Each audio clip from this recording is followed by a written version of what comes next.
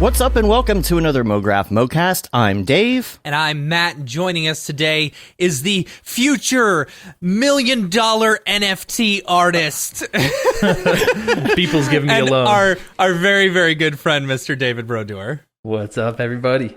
And Mograph is a supplement to our site, mograph.com, which is a motion graphics tutorial site with tutorials, plugins, podcasts, and other Mograph stuff. And on the show, we talk about everything ranging from motion graphics to Cinema 4D, After Effects, plugins, render engines, doing business, doing taxes, being a contractor, working for the man. You can email us, info@mograph.com. Let us know what you think about the show. Questions, comments, concerns, queries, grievances, show topic ideas, artist suggestions. We're on Facebook, Twitter, Instagram, YouTube, mograph.com. Noob or expert, send us in what you want to hear about, and we will talk about it. And this week, we did get a lot of emails. We got some great emails from people. I don't have any of them specifically listed down, but it's been like interesting keeping up with that world a little bit. So hopefully I didn't miss responding to anybody on that. Really kind words from a lot of people this week, which is great. And a lot of new listeners too, I think, coming in from the crypto space and whatnot. Yeah. Checking out this Mograph I have scene. no foundation invites for all you messaging me on all the different places. So They cut it back too. So, Yeah. And of course, Smart we'll move. get into all the things later Right. on. We're trying to keep them separated. But this week, I did want to mention Brandon Clements. You should check out this bathroom piece that he did in Unreal. It's up on his Instagram, and that will just give you a little bit more of an idea of where his RTX course is going. We talked about his reel last week, his little reel to reel in real time. His real time, get it? Is Brandon in the chat right now? He might be. I'm not sure. What he's doing it in Unreal is mind-blowing. yeah. Mm-hmm. Yeah. Yeah. And that bathroom, all of that, like you're going to learn how to do all of that in his upcoming course. These are scenes from the course. It's going to be a lot of fun.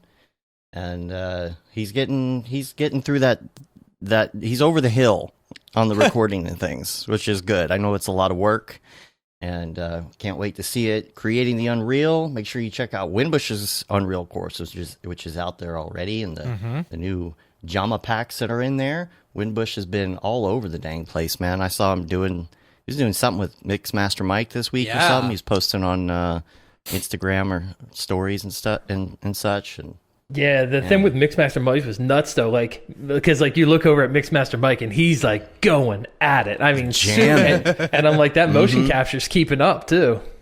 Yeah, I guess he was wearing the suit. Was it the? I guess the Rococo suit, or I don't know what he was wearing. Rococo suit. I want one of those suits.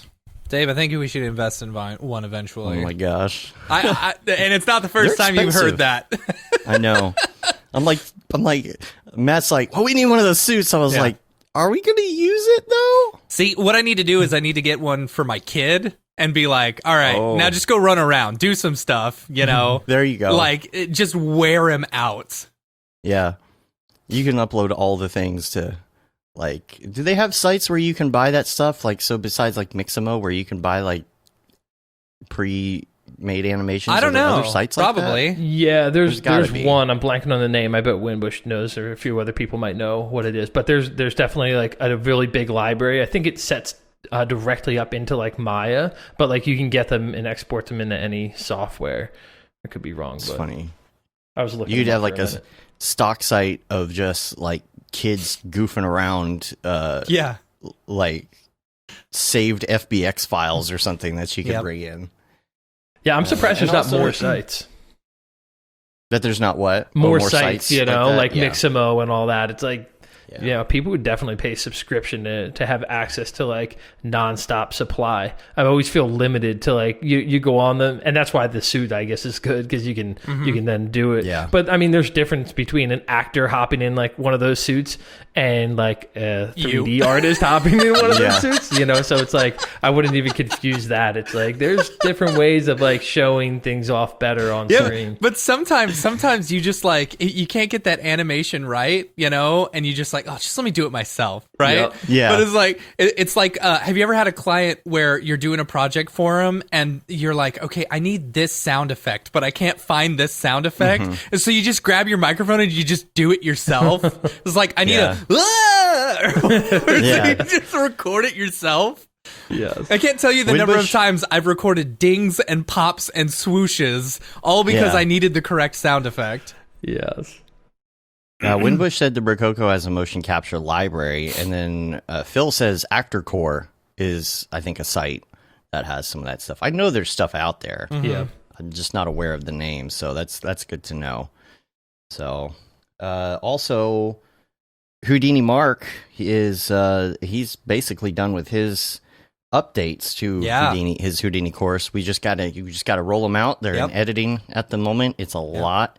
He spent 157 hours on updating to 18.5, and the way it's going to work is if you have the course, we're going to do a new version of the course, and we just add everybody onto there, so you can go back and look at the old one if you still need it. You need to go back and check your progress from an old one, so we won't end up overwriting a whole bunch of That's smart. things in That's your real smart. account. You know, so if you buy it now, you will get the update, so don't worry about that. And then everybody moving forward will only get the new 18.5 version. And what else we got going on?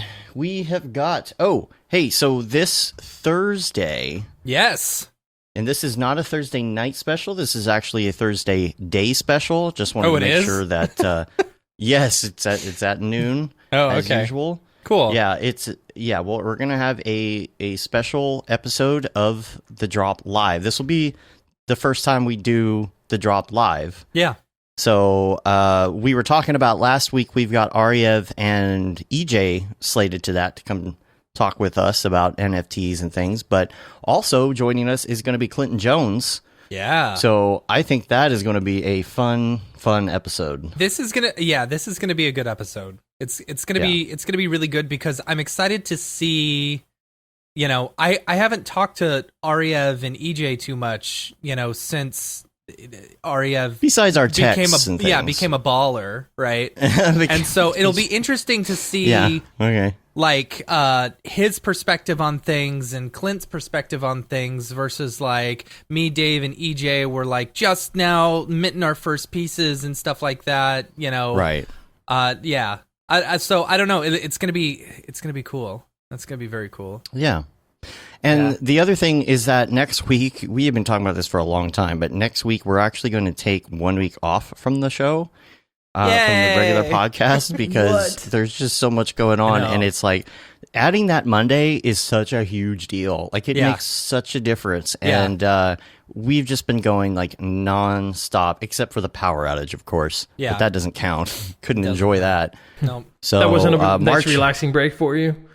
No, no, it was not. It was very cold. So next week, it's March 15th. It's spring break, right? So, I mean, that's the perfect time for us to take a little vacation and go to our virtual beach as Lego characters, like the thing shows. So what we're going to do next week is on the podcast stream. If you do have a podcast stream, we will post the audio from the Drop Live in there in case you want to catch that. If not, you can just go ahead and wait till the next week. Yeah, and if you're tired of we'll be crypto, back. just skip it. Just skip that episode. But we just wanted to put that in there because usually that's in the show. So this is a great way to do it because you'll still get that. You'll still get the drops for that week that we're going to be talking about and that information. Anywho, Give me one second, Dave. You keep going. My mother-in-law's calling me. She's watching my kids, so I need to make sure answer everything's this. all right. Yeah. Screen that call. So that is that right there. We don't have much in the world of render engines for this week in particular, but what we're going to do is just go straight to the topics because, David, you've been on the show before. We've talked about your background and things a lot. So, we won't rehash the things we've already talked about because we have a ton of stuff that we haven't talked about. Just jump into it here. So we can jump right into it. And first of all, I just want to say, what's been going on with you for the last year or so since we've had you on the show? It's been wild. I think, you know, I've heard you and Matt mention it too. Like ever since COVID, it's been way busier than normal, and things just seem to be kind of like ramping up still. It hasn't like plateaued. Like for a second, I'm like, all right, we can like level out, and then like NFT came. It was like, all right, and right back up again.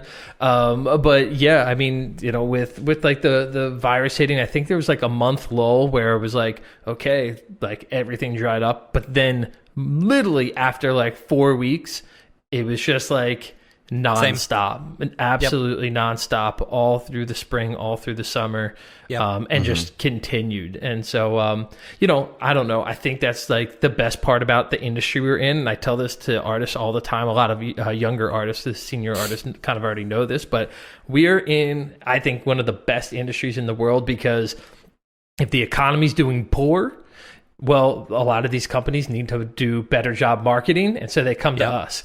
If the economy's doing great, well, guess what? They come to us because everyone needs lots of money to do some advertising. Exactly, and they're trying to outspend now. So it's like like we're in such an awesome spot, and then like to follow it up, we are on the cutting edge of like technology. I mean, already in this talk, we've talked about like motion capture, we're talking about Unreal, we're talking about rendering, like we're at like the cutting edge of all the new technology, and every new technology pretty much looks like crap without us. And so whenever anything new comes, it's like new job market, new job We're kind of amazing in every way, and everyone should just be bowing down to us. You're damn right.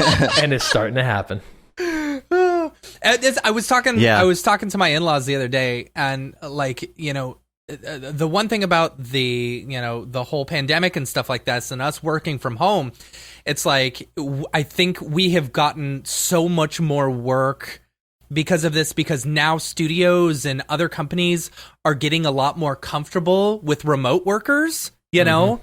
And so it's like, okay, well, you know, in the past, they may not have used remote workers because it was, you know, hard to deal with the infrastructure of all that, or, you know, having to deal with Skype calls and blah, blah, blah. Now it's become the norm that like all these studios are going to be so comfortable with it afterwards that all the remote workers and freelancers and stuff, we're going to be balling, you know? Yep. And not just that, like it took like a lot of like old corporate people to like get out of their like comfortability of like, we're going to have a meeting, you have to sit in front of me. It's like, come on, man. First of all, let's all agree that this meeting's pretty much a waste of time. But second of all, like, why do I even have to be here?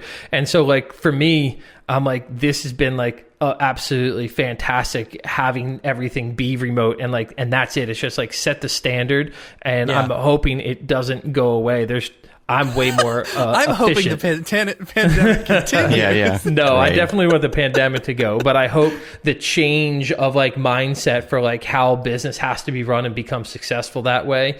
I hope, for me personally, I like the change of like remote and being in any location and being able to like, I mean, you can pretty much travel while you're working. You know what I mean? It's like, it doesn't matter as long as you can take your machine with you. It's like, okay, cool. So like, I can work this week in the Virgin Islands, and like, and the weekend I hang out, or in the evenings or whatever, and then like I come back, and it's like you don't have to be tied down to a certain location. It's like, just get your work done. Not only that, it's Parsec and TeamViewer on, and then just log in and start a render at home. You know? And it's like every lunch now, I get to have lunch with like my wife and my kids. I get to see them in the morning. I get to now, like when I'm done like doing anything I do for the art college, I'm always like working outside of those hours. But like even the fact that my kids get to see me at various like 10-minute moments throughout the day, it means absolutely everything, because I'm like, they would never see me.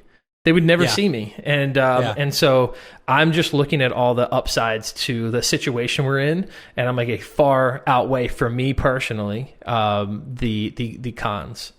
Yeah, and it's really kind of nice, you know, every once in a while get some of the people together that you're working with in a distancing kind of way, and however you want to do that. And we've been doing some in-person meetings lately, and it's like, wow, this is refreshing. We can go sit outside, you know, like on the patio, talk to people in real life.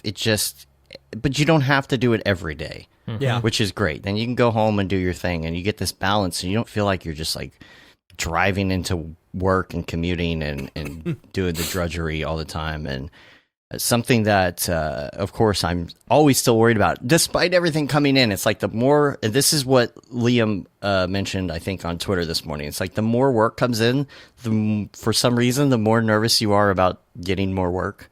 Right. It's like, I don't know what it is, but it's almost weird for me when work comes in and things are going okay to not be worrying about the fact that it's cool. We got work for days. Don't worry about it. Like, money's coming in. Your paycheck is secure for a little while.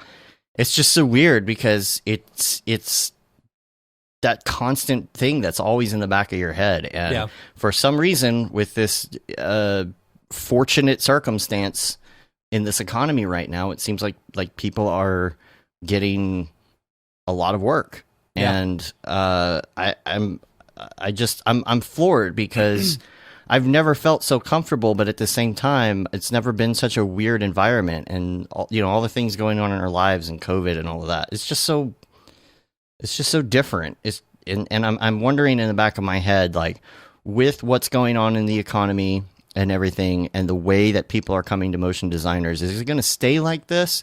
Are we going to keep going? Is it going to get better, or are we going to have another kind of like lull? Because Matt and I, back in the original crash of late 08, early 09, the reason we met each other and fell into our jobs is because things were crashing, and we fell into this market where we were doing terrible local commercials on a national scale. And the reason that it was doing so well is Brodeur, the same reason you brought up in the first place, which is all these people needed this advertising because the economy was not doing well. And as soon as the economy started doing better, they started laying people off. And so I hope we don't get back to that, even if everything does better. I hope that with all the new technologies that are going on and all of the things in all the new spaces right now, that means that there's just going to be a vacuum that needs to be filled with more motion designers. I really hope that is. And I was talking to my girlfriend the other day, and I was like, the weird part about this is, a year ago, if you would have thrown all these terms at me in the NFT space and talked about all these new things going on, I'd have been like, what are you what are these words? What are you saying? Your Genesis drop on Nifty with the NFT. I'm like, I don't know what you're talking about right now. And I really think it's weird because it's making people get used to cryptocurrency. People are starting to understand it. They're starting to accept it a little more. And it's like going into COVID, it was very much a different world than coming out of COVID. We're going to come out the other side of this, and it's going to be like, what happened? And so we're going to start meeting back up in person. It's going to be such a different world. Jeff was saying in the chat, new masked meetup, Dave. I'll come down from Tulsa. See, I don't think they don't need them here. Yeah, you don't need a mask here. You can just we can all just go to a restaurant together.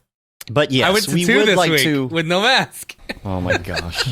we would like to go at some point to start doing some meetups in a social distance kind of way. I think we should. I think we should have one end of figure it out. June. End of June. How do you feel about that? Go that? for it. You go for it. All right. I'm going to do a know. DFW C4D meetup at the end of June. No. It's too early to even do that. Nah, the sucky dude. part is our place that we used to do events at actually went out of business. It so did? we can't even go. Oh, yeah. Oh, it went way man. under. Like in the middle of COVID. Yeah, we have to find a new place. And I mean, it's going to be a big ordeal. And my thought is that we could meet up in, a park or something where we can stay outside, something like that. That's probably where it's going to start. A park. Yeah. Where do you get the beer at? I know. The keg. We'll go to Artie Manchud's maybe lot. that. Yeah. Their parking lot. Yeah. Unannounced. Yeah, we'll just show up in the parking lot with a keg. So the meetups are going to be outrageous, though. Let's just say, here's the thing: I almost don't even want to have these little weird small ones before everyone's comfortable getting out, because then it's just going to be kind of scrambled and fragmented. You just want to go balls to the wall. Yeah, it's just NAB Vegas. Let's just all hold off for the next Vegas NAB and just it'll be absolutely nuts. I think everything, like all the stuff that they've been planning, like I think NAB is going to happen this year. I think it's going to happen. I'm feeling real confident about Camp Mograph. You know, like I'm telling, I already booked a vacation in July. I think Disney World's going to be, you know, done with their lockdown and mask stuff. You know. Well, Disney's actually being super safe, though. Have you seen what they're doing? Like now, like I haven't left my house since last March, and like that's this like super truth. But like I looked at what Disney was doing, and now like I don't have like kids in school, and so it's like if my kids already had to leave, I'd be like, yeah, screw it. Like they're already exposed, and now what? Like I'm just gonna like that's that. But like Disney's like spraying everything down, wiping everything down, and I mean I think you know it's probably pretty safe, but even right now, but you know still. Well, there's also the amount of people at the park are like nothing. I'm really hoping that like everyone's still like cautious about it, and then they open stuff up right as soon as we get there, you know, or right before, and then we're like, oh yeah, we got no one's here, we're just having the best time of our life. This might be something that people don't think about, but I am not trying to wear a mask in Orlando in July and August. You know, that's going to be just one soggy, wet face mask, and it's like breathing in your own hot air. I'll wait rather than do that. That's fine with me. Billy said we go from lockdown straight to NAB. Like, oh my gosh. Dude, I can't. Nobody's even going to come see presentations. They're just going to be drinking the whole time. That's true. That's probably true. Yeah. It is going to be interesting to see, you know, who's showing back up and how it's changed. It'll be nice to meet people for the first time.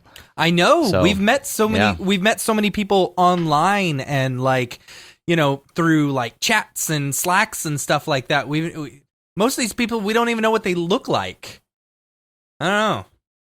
Yeah. I haven't even met Winbush in person. So, neither have I. That feels so weird. Have we not? No. Wow, we haven't, Isn't that have crazy? we? I know. Wow, that's so weird. Yeah, it feels like we've met, but we haven't. Feels like we're best friends. Yeah. We are best friends. We are, but me and Winbush are totally best friends now.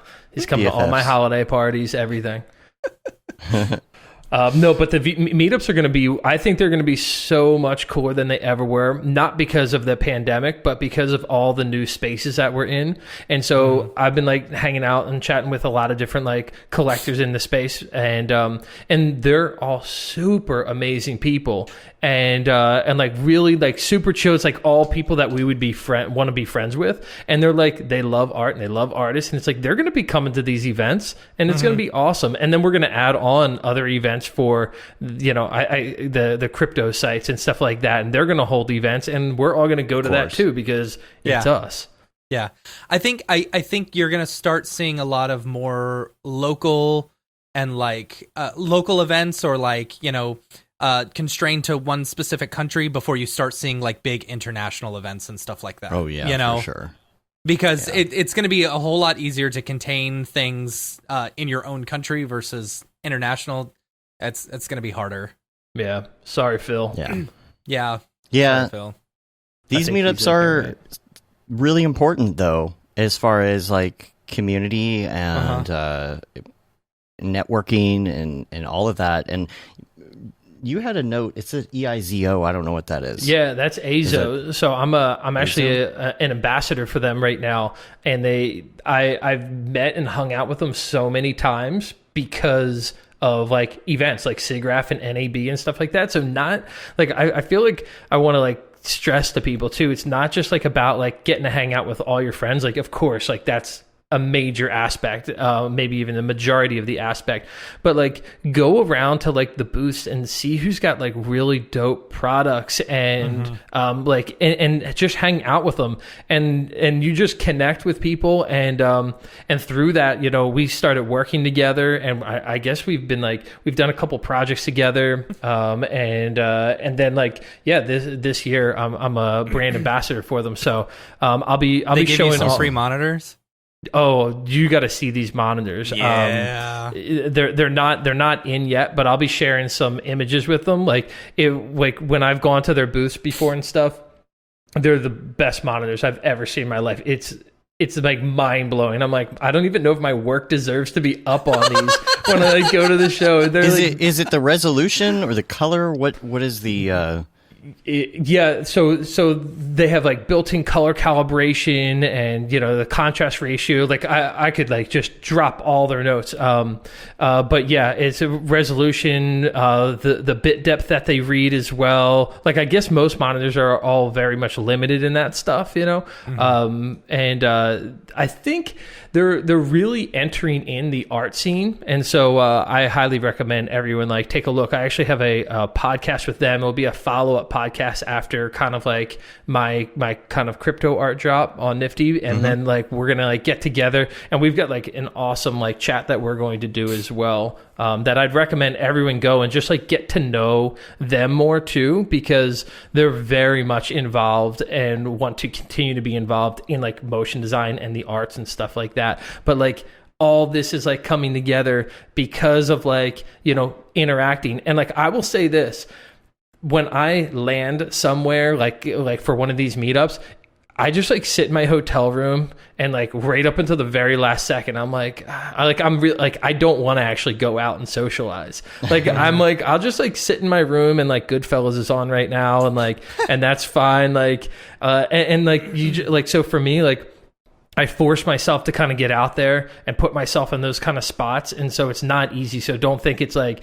for me, it's like, oh, well, it just comes naturally. So it's easy for you to go around. It's not. It's very uncomfortable. But I've made so many amazing contacts because of that. So yeah, like once these meetups, even the digital ones like this, once they break out and we start all getting to see each other face to face, it's like go and then like wander around and like introduce yourself to people at the booths. Like they're all there, they're just like chilling. They're just like you again, and they're just hanging out and they want to nerd out and talk about what they have going, and they want to learn about you. And if you use their stuff, it's like just go up and just hang out and like ask them what parties they're going to after or what meetups, because like that's a major aspect. It's like, okay, here's what we're doing in the day, but what are we doing once this closes? And it's like, oh well, we got invited to this party. It's like, oh, we're going to this one, you should definitely come to this one. And it's like it's just one big family. So yeah, it's like we're a bunch of extroverted introverts because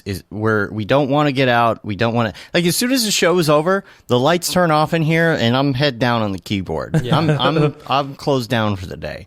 And it's like, it's really hard. Yeah. You just want to sit in the hotel room. It's relaxing. You get a break and I don't want to go to that. And then you get there and it's just like, what's up? It's just like Bud Light in 1999. This has been the hardest thing for me over the whole pandemic because, Dave, you know me. I'm schmoozy Matt. I've always been, all about the events, all about hanging out and talking, and I'm a very social person. That's why I keep my Slack open at all times and all my notifications, because I like being in the conversation and stuff like that. So this has been really hard for me actually having to work for the past year, Last week, Matt was sitting at the desk on Skype with me talking, and I just hear boop, boop, boop, boop. That was my phone, not my butt. Boop. Yeah, not your butt. Constantly. And it's just like, burr, burr, burr. And I'm like, oh my God, how do you deal with that? How do you deal with that? Most of the time, when it becomes too annoying, I have to mute it. It's like someone poking you in the face with a pen a little bit every couple seconds. Yeah, you get used to it. Hey, when you got my kids, you get used to that. Have you guys? I'd love to hear if you've experienced this, because I totally have. Before like the pandemic hit, when a client or anybody wanted to do like a FaceTime or a Skype or a Zoom, I'd be like, come on, let's just freaking pick up the phone. Like just call me. Like, I don't just call me. I don't want to get presented here, like turn a light on. Like, I'm just like nerding out on my computer right now. Just call me. And the pandemic, like everyone wants to do video chats now. And I really hated it. Yeah, and I really hated it for a while, but it's like, it's really all that anyone's doing. And then someone did a phone call with me, and I felt like I didn't know how to speak on the phone anymore because I was so used to like looking at someone's digital face and like seeing their response. And I'm like, oh my God, I feel like I lost my ability to like read people without seeing their face. Yeah. It was like wild. It can be good and bad because you can be doing other things and you don't have to be expressive in a phone call to other people. If you're in front of a client, like especially a new client, we haven't met half of our clients or even more in real life, right? Yeah, they all just come to us and we never meet in person. So you get on a Skype call with them, you can read them first of all, but you also have to be on, right? Like you have to be like, hey, how's it going? I'm going to do whatever you want because you're the customer. Customer's always right. And then when you're on the phone, you're just kind of like straight faced and whatever, and that doesn't really much matter. So it's good and bad. And I just assume nowadays that when someone wants to do a meeting, that it is a Zoom. Yeah. You know, sometimes it will like come up and they'll call me, and I'm like, oh, you just want to talk on the phone? Well, how quaint. It's like a baby's toy. It's like a baby's toy. I like you just send me a carrier pigeon with a message on it. Yeah. We've got our good setup with our good lights and backlighting and stuff, like it's the one thing about the Skype calls and the Zoom calls that I really like because I get to kind of show off my setup, Right. And everyone's like, "Oh, it looks so good. What are you using?" Yeah, I'm just that good. And it makes you feel like, because you're in this video space and stuff like that, it's like, okay, you understand basic lighting and a basic setup and stuff like that, and you know how to make this look good.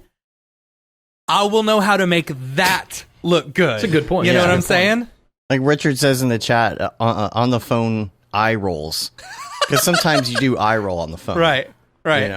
Or the thing that we would do for a while before we started doing more of these calls is that you and I would be on Skype. Yeah. And but then they Dave would be just be phone. listening to me talking to a client. client. We would just be typing and or Dave, eye rolling at each other. Dave would be like, no, we can't do that. And I was like, just bring it back. Don't worry. I got this. I'm like, no, stop. Don't tell him yes. By tomorrow? We can't get it done by tomorrow. What are you talking about? So good. Yeah. I like to cause Dave's blood pressure to go up. Yeah. It's been doing all right lately. Yeah. It's getting better. Yeah. It's been getting better. You're at the school in Florida, the why is my head blank right now? Ringling College of Art and Ringling, Design, yeah. And I'm interested now to know, though, how you're dealing with getting students into jobs in this weird time. Like, how is somebody going to, like, for example, internship anywhere or get an introductory job when they can't actually go anywhere and learn from people in that way? That seems like it's going to be very a difficult hurdle for some students who need that nudge to get into their first job. Yeah, I'll start off with this first. James Gardner, he's been in the chat hanging out. He was a student of mine, amazing, super talented artist. I think he's at IF right now. He was in the chat earlier at least. So shout out to James.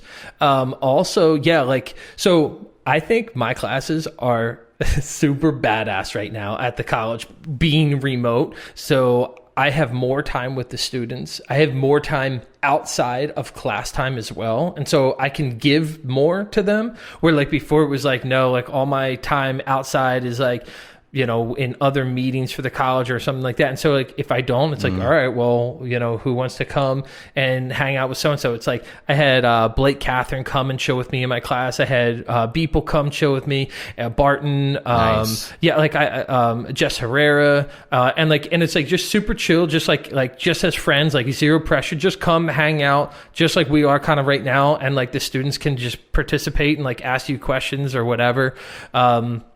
And so like the classes I think are better, and for me teaching remotely is better as well, because I do a lot more technical based stuff. obviously, like, I'm not just sitting there teaching you the buttons in the software, but like a lot of what I'm doing and my critiques and feedback, and people like ask for help on certain things, and so like I do a lot of demos constantly, and being able to like record all those is really fantastic, and like setting up the remote is just like, it does that for you naturally. But then as far as like internships go, so this was like absolutely crazy and awesome thing that happened last year, right as the pandemic hit. It hit like the students that were trying to get interns right at that period where like the internships were like really kind of getting solidified, or they were like trying to get them right at that moment. And like every studio was like, internships are canceled, and the studios that they wanted to work for were gone. Like they were like, no, we stopped it. And they're like, oh, I missed it. What I recommended to them, a lot of my students were buying their own personal machines. And I'm like, your machine's pretty dope. Like as an intern, they're going to put you in a machine just like that, or maybe even a little bit less. And so I was like, hit them up. And they're like, but they said they're not taking interns. I'm like, who cares what they said? If you tell them that you have a professional workstation set up and you've been working like that now in my course for the past 2-3 months, by the time you get to them, or whatever it is, 4 months by the time you get to them, and like you are like set up and ready to go, you've got good internet connect, like sell yourself on what, and they did. And they got the internships. Like the companies that were like, we're not doing it's like, yeah, of course they're not doing, because they don't want to babysit somebody and try to keep you active, and like, is this really worth it if we're going to pay you for your internship? But if you can prove to them that you are like a professional, they don't have to babysit you, you're good to go as is, you're set up, it's like a seamless transition. So I keep telling that to everyone as well. Now some students like really want to travel and go and be at that studio, and some studios want that. Well, then that's easy. If you're cool with it, and they're cool with it, and your level of comfort with the pandemic is like all makes sense, well, then obviously you're good to go. Then just go do it as normal. But if you're not, I really do feel like there's still a lot of opportunity if you set yourself up for success in that way. Now, if you don't have your own personal machine and you're like trying to do it off like your laptop or a phone, I think it's probably going to be a pretty big uphill battle to sell them on a remote internship. And you might not even get anything out of it. So, are your students all basically virtual at this point? Is there any physical on location activity? Yeah, so the college it allows it to be up to the students if they want to be on location or not. But it's like there's barely any students on location. And if they are, they like never really go into the classroom. They're just in their dorms, like kind of chilling. I mean, they're most of them are all remote though right now. And I was just curious about barrier to entry on that, because what if somebody was going there and they needed a good computer to do this work on, like in a classroom, and now they don't have that? Is that barrier to entry more difficult? Do they have resources to get what they need? Yeah, so the college gives them all like a ZBook laptop, which is like, I don't know, it's kind of whack. But it's something, it's like, it gives you something, like they can do stuff, they can do an intro to 3D course on it. But not only that, they have a really good remote connection as well. So it comes down to just your personal Wi-Fi could be the hang up. So you just got to make sure that your house has good Wi-Fi, and then you can remote desktop into any of the on-campus machines as well. And they've got like a massive render farm and stuff like that too.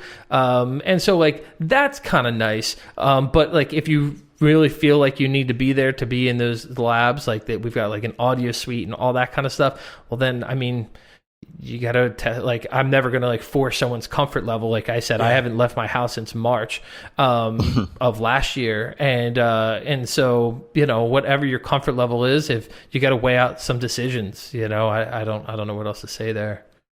Yeah.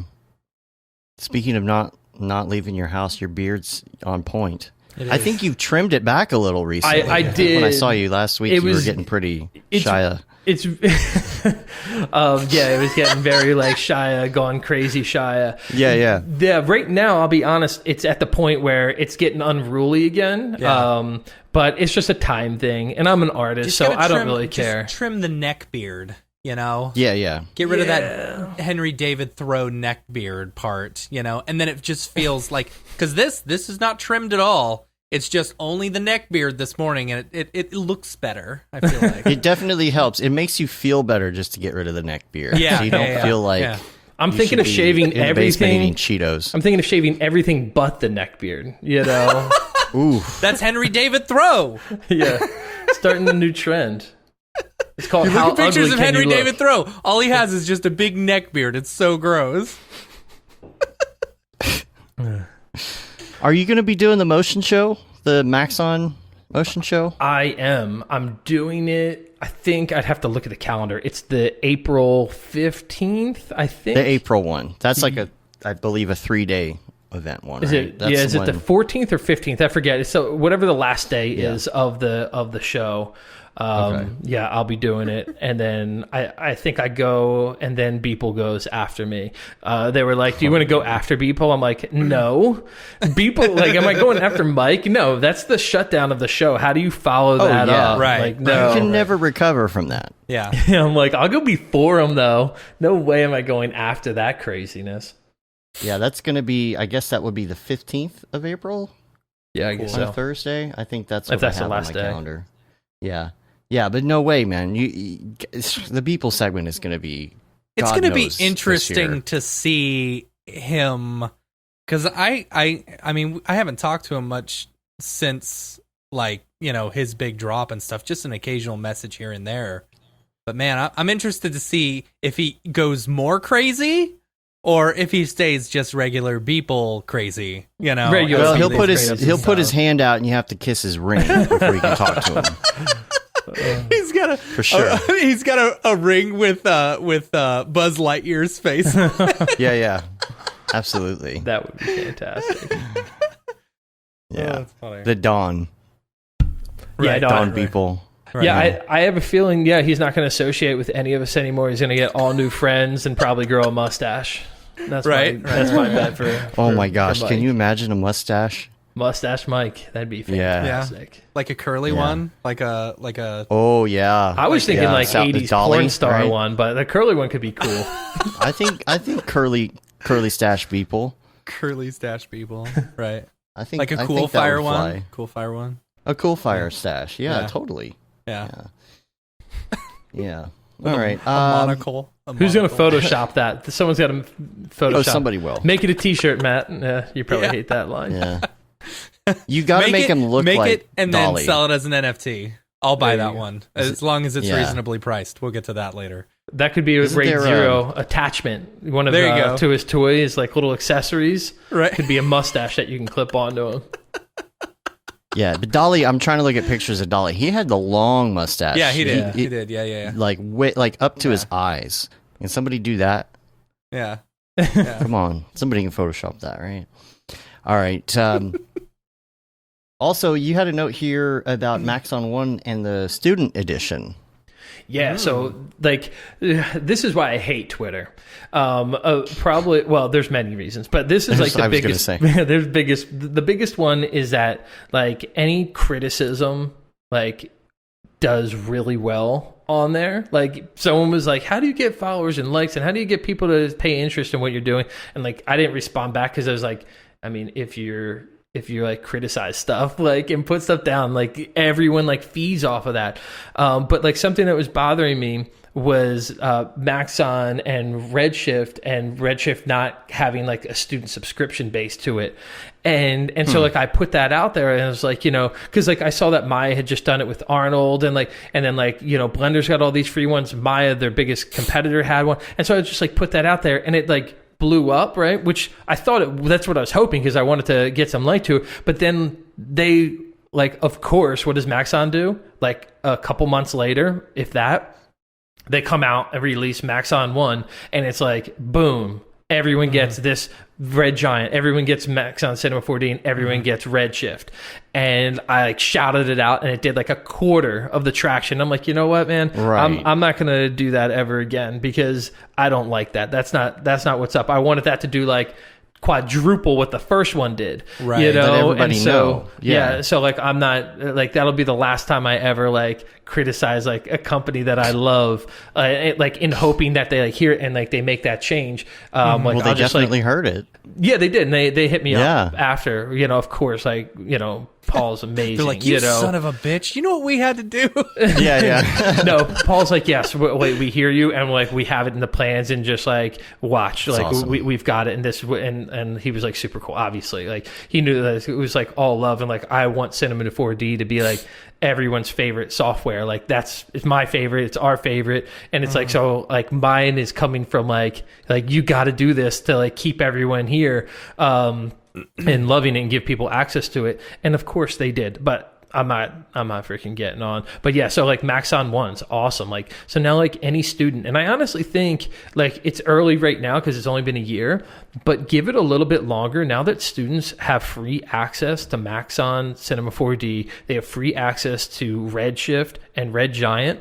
I mean, I think that's going to be a big push for Redshift in the industry. Really I think it was just, I think it was the pimp decision on Maxon's part. That'll be a big push for Red Giant products. I can see that happening. For sure. Because, like, I mean, how many of us, when we were, like, fresh in the industry or, you know, just starting at a studio or something, how many of us were like, oh, particular, boy, I'd love to have particular one day. You know, maybe one day I can afford particular, you know, but if it's like, if you're learning particular and super comp and like all these other plugins way before you even get out, it's like, oh man, that puts them at a huge advantage. Yep. Yeah, and so like that's how I feel right now about Octane, because Octane doesn't offer the free student, and I'm just like, come on, guys. So I didn't tweet it, but I did talk to them. I talked to them directly. I'm changing that. Yeah, I saw a comment about that the other day with Otoy, and someone's like, oh, well, you can't afford it, just go do Blender. But like, I think people want to get on Cinema 4D, and they can't. I hate that thought process. Well, just go do something that's free. Well, no, you shouldn't have to. You know, you want to support the software that you want to support. You know, I don't know. Well, asking you shall receive on the Beeple thing here. Kevin Rupp sent me this. I think this is close enough to what we were. All right, that's very good. Yeah, with the quickness. Yeah, it's pretty good. I think this already was out in the ether somewhere. I don't know if Kevin made it, or I saw this somewhere last week. I can't remember where. I love the mouth breathing that's going on there. Yeah. It's great. It's funny. Oh, it's brutal. Anything else in your world that's going on? Any other projects that you're working on besides in the NFT space? Yeah, that can't come yet. Right, that's at the last half of the segment. Yeah. Yeah, I mean, darn, I know I've been like super slammed. Like I'm not gonna like call out any specific project. Oh, one project I had. I think this could be a fun conversation. So it was a music video I did for. I can't even say the name, so like it still be good conversation though. And pretty established artist, and I did it. I think it was like a 4 minute, 11-second music video. All 3D, and I did it in 4 weeks. And dang, dude. Yeah, it had character animation, it had all sorts of stuff in it. Was it from scratch? Straight from scratch all the way to the end?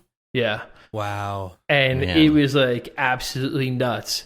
And I finish it, and the artist decided he wanted to change something, and like it was after everything was approved, and I'm like, of course I'd be happy to change it. Like I'll put a new budget together for like the extension on the project, and it was like crickets. And then like a week passed, and I was like, hey, just following up on this, like, you know, I said, we can still make those adjustments. Did we get approval on the budget? And then they canceled the project, the whole thing. What? And it was, they canceled the entire freaking music video, and I think it came out dope. And I'm like, wow, okay, so now I can't share. It's a weird spot because I always protect myself with my contract, but dealing with like a major record label, I was kind of handcuffed. Like I was able to change a few things in it, but for the most part, it was like I was kind of stuck with what they had. Like I was like, I can show it in my portfolio. Like I got all that kind of stuff in there, and like mostly the big one's always like making sure I get paid within X amount of time, right? Like set my late charges and stuff like that. And they agreed to all that. But the one that I didn't get in there was that like if it gets canceled, like after, like, I don't know, have you guys had that where I'm like, if I knew I wouldn't be able to show this, I would have charged more, you know, but they said I could show it. But now that it got canceled and it's not released yet, and it's a song that they're postponing, I can't put it out there. Right. Interesting. You know what I'm saying? That is interesting. The thing is, if the contract says you can show it. You can show it, but does it say you can show it after it's released in the contract? Yeah, I think there might have been a date, and it was like I can share, like, because I can't like start publicizing the song prior to them announcing what the song is, and like I was like, that totally makes sense. Like you don't want me to like be the first person. Is it never going to be shown? Just put some different music behind it and say, "Hey, check this out. This is right." This is the kicker. The musician was like, "I've got a friend that does 3D, and I'm going to have him try to jump on it." And I'm like, Can you give me the files? Yeah, is that the next question? No, I didn't give any files. I made sure that was in there. But like they do have the edit, you know, the final thing. But no, I never give my 3D files. Unless it's like maybe a studio and like I'm doing like a style frame thing. Yeah. But I really never give files away. Yeah. But yeah, so I'm like, I don't know how your friend's going to do that. He's just going to take a big loss because the work that's there that you want to change is a lot of work. Yeah. Yeah. We have a thing in our contracts that say we will still get paid even if your client, you know, cancels the project or whatever, because we got burned on that previously. I mean, I'm sure you got paid for it, right? Yeah, I had that in there, good. So it was like that wasn't the argument, but I'm like, it's more just like a bummed out thing. I'm like, I thought it came out dope. I like crushed it for 4 weeks straight for a 4-minute 3D animation, and then it's just like that's it. It's just gonna live on my hard drive, and I'm like, I'm just. It's more a bummer in that way. But it's like no, I got paid. They paid me 50% up front, and then 50% within the first week after our final date. So it was like, I got paid, but it was still a bummer. That's good.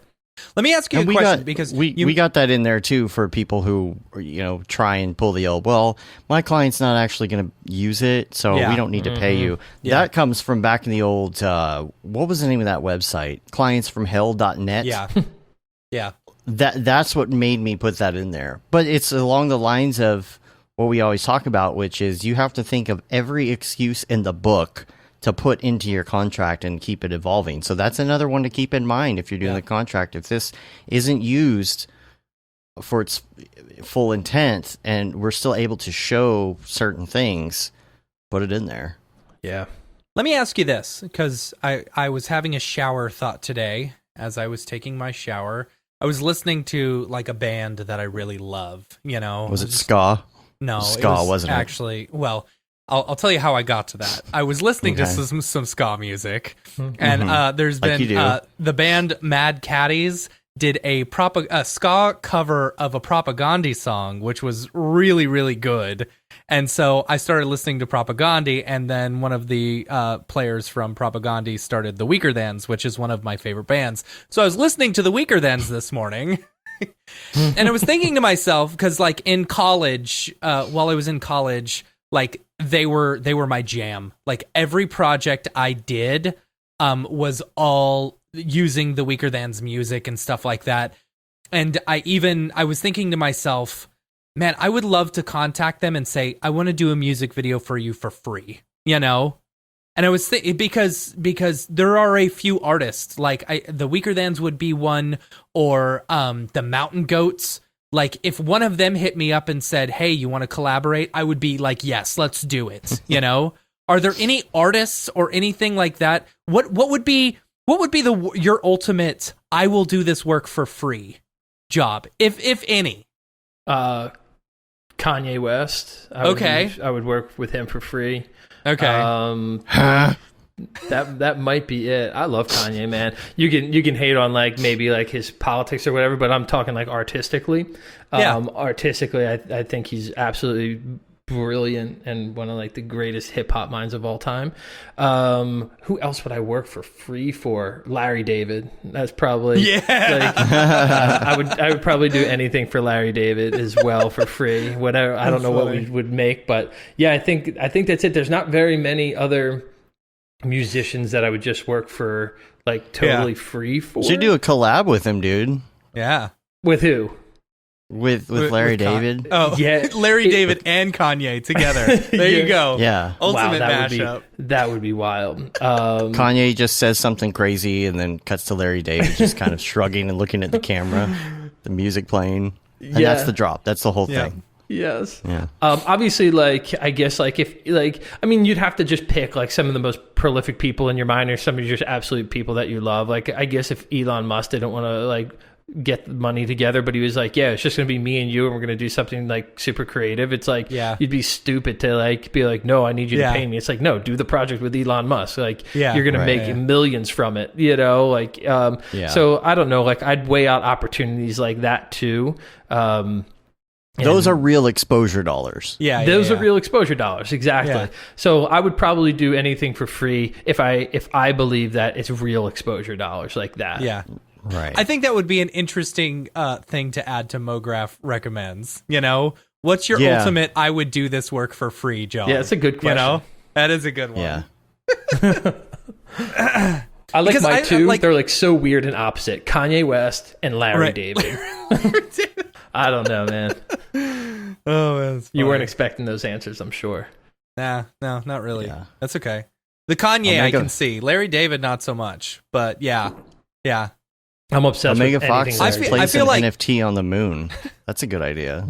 I feel like if Kanye heard you say that, you know, he will probably hit you up now. Anyone have a hookup with Kanye? Hit him up. Man, that is literally okay. Omega really touched on something good here. If you and Elon could pair up and do an NFT that then remains on a hardware device, and then you go to the moon, you see the literally to the moon. Come on, somebody! I just gave you $1 billion idea right there. Come on, right? It'll only cost $1 billion to get it to the moon. Yeah, of course, it's Omega Fox's idea. But, right. But we're collaborating. We're collabing on. I like this. Could you imagine? So you mint an NFT. Sorry, this is NFT talk. You mint an NFT, and then you shoot it up to the moon. And then the first person who can get that NFT, right?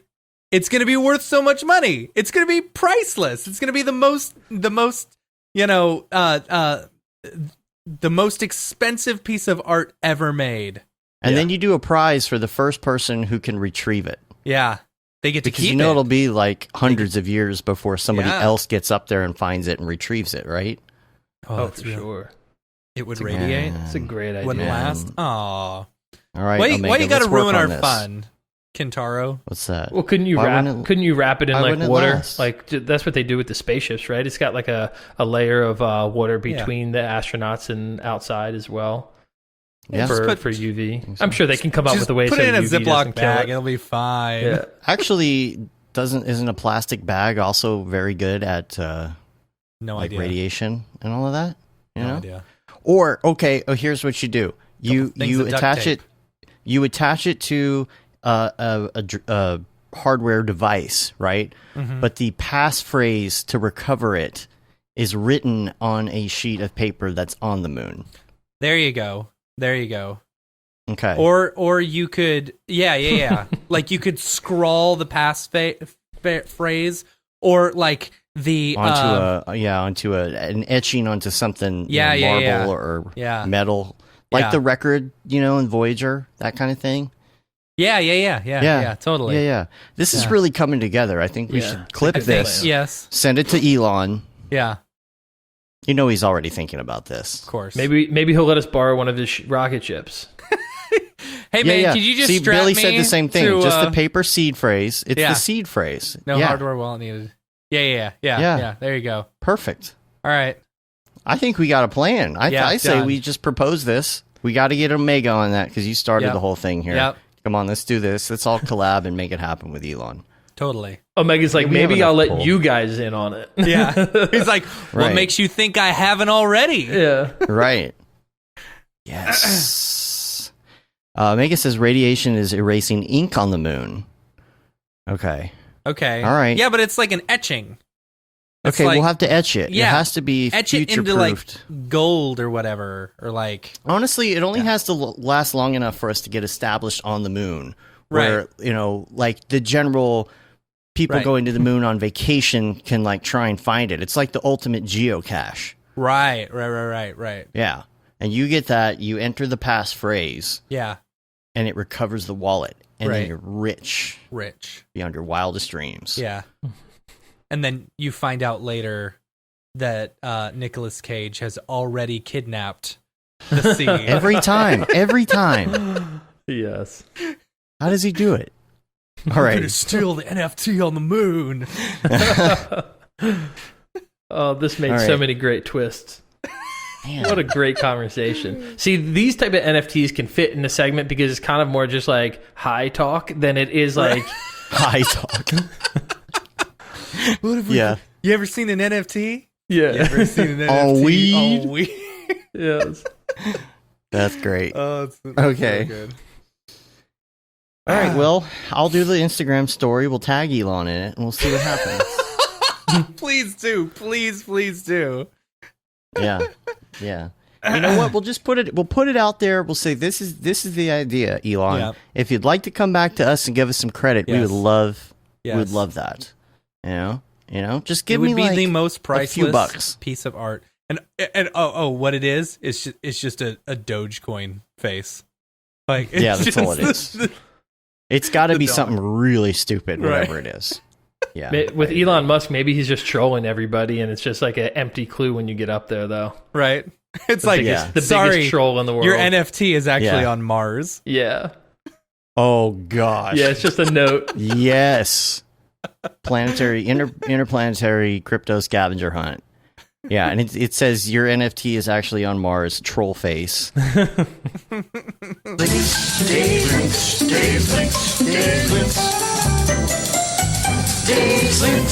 All right, so I got some links here real quick, and I'm also gonna have to. I need a catheter installed at the desk at this point. Jeez, you gotta stop drinking so much coffee. Man, I just had a Red Bull. That's why. So, okay. Brandon Clements' bathroom I talked about already. Make sure you go check that out. Also, I wanted to mention that JAMA came out with a new Wild West collection. Ooh, fun. So, JAMA does all of these different characters. He did the free assets, the night packs that you can get. You can also get the discount on the rest of the packs if you're somebody who's taking the course, Winbush's course. And then he's also got the Apocalypse stuff on his site. I'm going to put a link in the show notes so that you can check out everything on the site, but now this Wild West collection. Hi, my name is Sashia Dumont. I'm a writer, actor, and filmmaker. Hi, my name is Paul Robinson. I'm a director, DP, and filmmaker. We are the creators and hosts of the Go Gorilla Filmcast, an online source for all things indie film. We are a husband and wife film team and co-owners of Send3 Productions, and we started this podcast for filmmakers like ourselves who were producing on micro budgets with skeleton crews. Go Gorilla is a weekly podcast that features various talents in TV, film, and web series productions. We've interviewed filmmaker powerhouses like Kestrin Pantera, Richard Raymond, Alex Ferrari, Cassandra Ebner, and Ryan Connolly. Amazing actors like Hannah Ward, Lou Taylor Pucci, Chris Wataski, and Eileen Gruba, groundbreaking cinematographers like Jody Lee Lipes. and Jessica Lee Gagné, and many more. We also offer weekly reviews of our favorite films and shows, which vary from low-budget first-time filmmakers to A-listers and everyone in between. Go Gorilla is proud to announce that we have officially joined the Mograph Podcast Network. So if you love filmmaking as much as we do, Tune in every Sunday for a new episode of the Go Gorilla Filmcast. Your source for all things indie film. Now available on the Mograph Podcast Network. And I have have so many dang notes that I can't even find it at this point, but I am going to try and find it. So Jama does like crazy storyboards, has worked on all of these big projects, and including Mandalorian, I believe. And I have almost found it. Here it is. The Gumroad Jama page, you can see all of it here. So you got all of these really just gorgeous looking characters high here. Res, looks so good.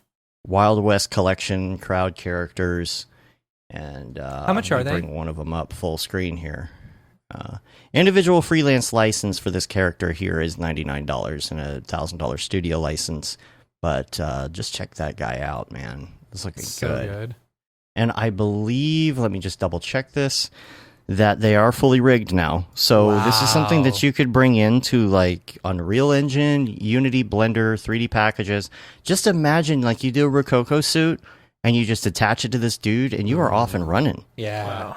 Yeah. Isn't that Imagine great? the types of things my kids could do with a Rococo suit with those Wild West characters. Yeah. Bang, bang, bang, shoot, shoot, shoot. That would be really funny. I think you should figure that out and make it happen. Honestly, just Winbush said just... he'd hook us up with the Rococo people. Really? Yeah, dude. Let's do this. I will gladly do some tutorials. Do they have a kid's size suit? Oh, I have no idea. Yeah, these are fully rigged, Winbush, and he was telling me about that everything moving forward was going to be fully rigged to work with these. It's That's really so cool. Awesome. So we got to get that lined up. Yeah, that would be really awesome. And any other links? Yes. Oh, I forgot to mention last week. Somehow I lost this link, but Gabby, who is feeding wolves, who we actually like regram a lot of her stories where she's working in Unreal with her capture suit. It's not the Rococo. It's the other one. What is it called? I don't know. Something Orinoco. Am I close on that? What's the name of it? I don't remember. See, I don't know these Unreal things. This is all. I'm old now. I'm old. I can't learn anything new. Way to go. Nothing else can enter my brain at this point. Without pushing something else out. Yeah. I don't remember my kids' names. Ah! No, it's like Family Guy. Oh, now I don't know math. Like it's just accents. That's what it is. And so she posted something on Facebook that kind of shows her workflow and how it works, because Xsense has some really good like software to smooth the motions out and all of that. Oh, that's cool. And kind of like refine everything after you do the recording. So she shows kind of that process, and then hands. She's got the hands and everything. Just imagine where that's going when you've got that and the suit and the hands, and then you got their new. The hands are cool. The character thing that's coming out. What is it called? The Unreal character thing that they announced. That's probably gonna. They don't know the facial thing. The faces. Yeah, I don't remember what it's called. Like character builder or something. Winbush knows. Yeah, we so should. Why am I on the show? We should just bring Winbush on because I got nothing for you here. We'll just slide him in. Yeah. it's metahumans. Thank you, Jeff. So that's going to be like so great. So just make sure you check out her stuff. She's doing so much in that space. And so it's really fun. She was on the Unreal Special, the showcase, the student showcase that we did. So you can check out her stuff there as well. So I don't believe now that we have anything else left to do except to go to the drop. You want to go to the drop? Let's go to the drop. The drop. Is this the fucking mic drop? This is exactly what I should be doing. What's up? Welcome to this week's episode of The Drop, where we talk about all things cryptocurrency, crypto art, NFTs, the future of NFTs, and all the new artists and stuff who... I need to write this stuff down, like you do. All the new artists who are making drops this week, as well as all of our friends who are making drops, and notable artists within the space who have and will be making drops. So let's go ahead and jump into it. We're gonna start off. I guess the two big drop sites that are coming this week. We've got Nifty and Maker's Place. Let me go ahead and bring my notes up for this. And also, we'd like to mention that in this episode, Brodeur is going to make some sort of announcement Yes, very yes. shortly. It's a big announcement. It is. It is huge. So very excited about this. Your drop's on the 15th, right? Yep. 1 week from today. 1 week from today. So we will be pimping it next week as well. But make sure to keep listening. As far as this week's drops, the Nifty this week has a whole bunch of not artists, but like musicians. I've noticed, like DJs and stuff like that.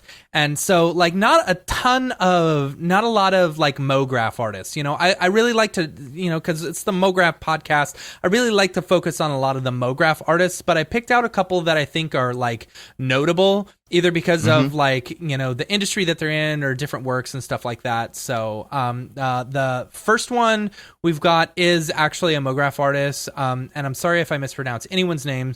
It's Andreas Wannerstedt. I'll say that. It's a toughie. Yeah, they have these super fun, like highly satisfying looping videos and stuff. And I'm curious. I was watching. I was like, man, how do they do that? Because it's like all done with textures or something like that, which is really cool.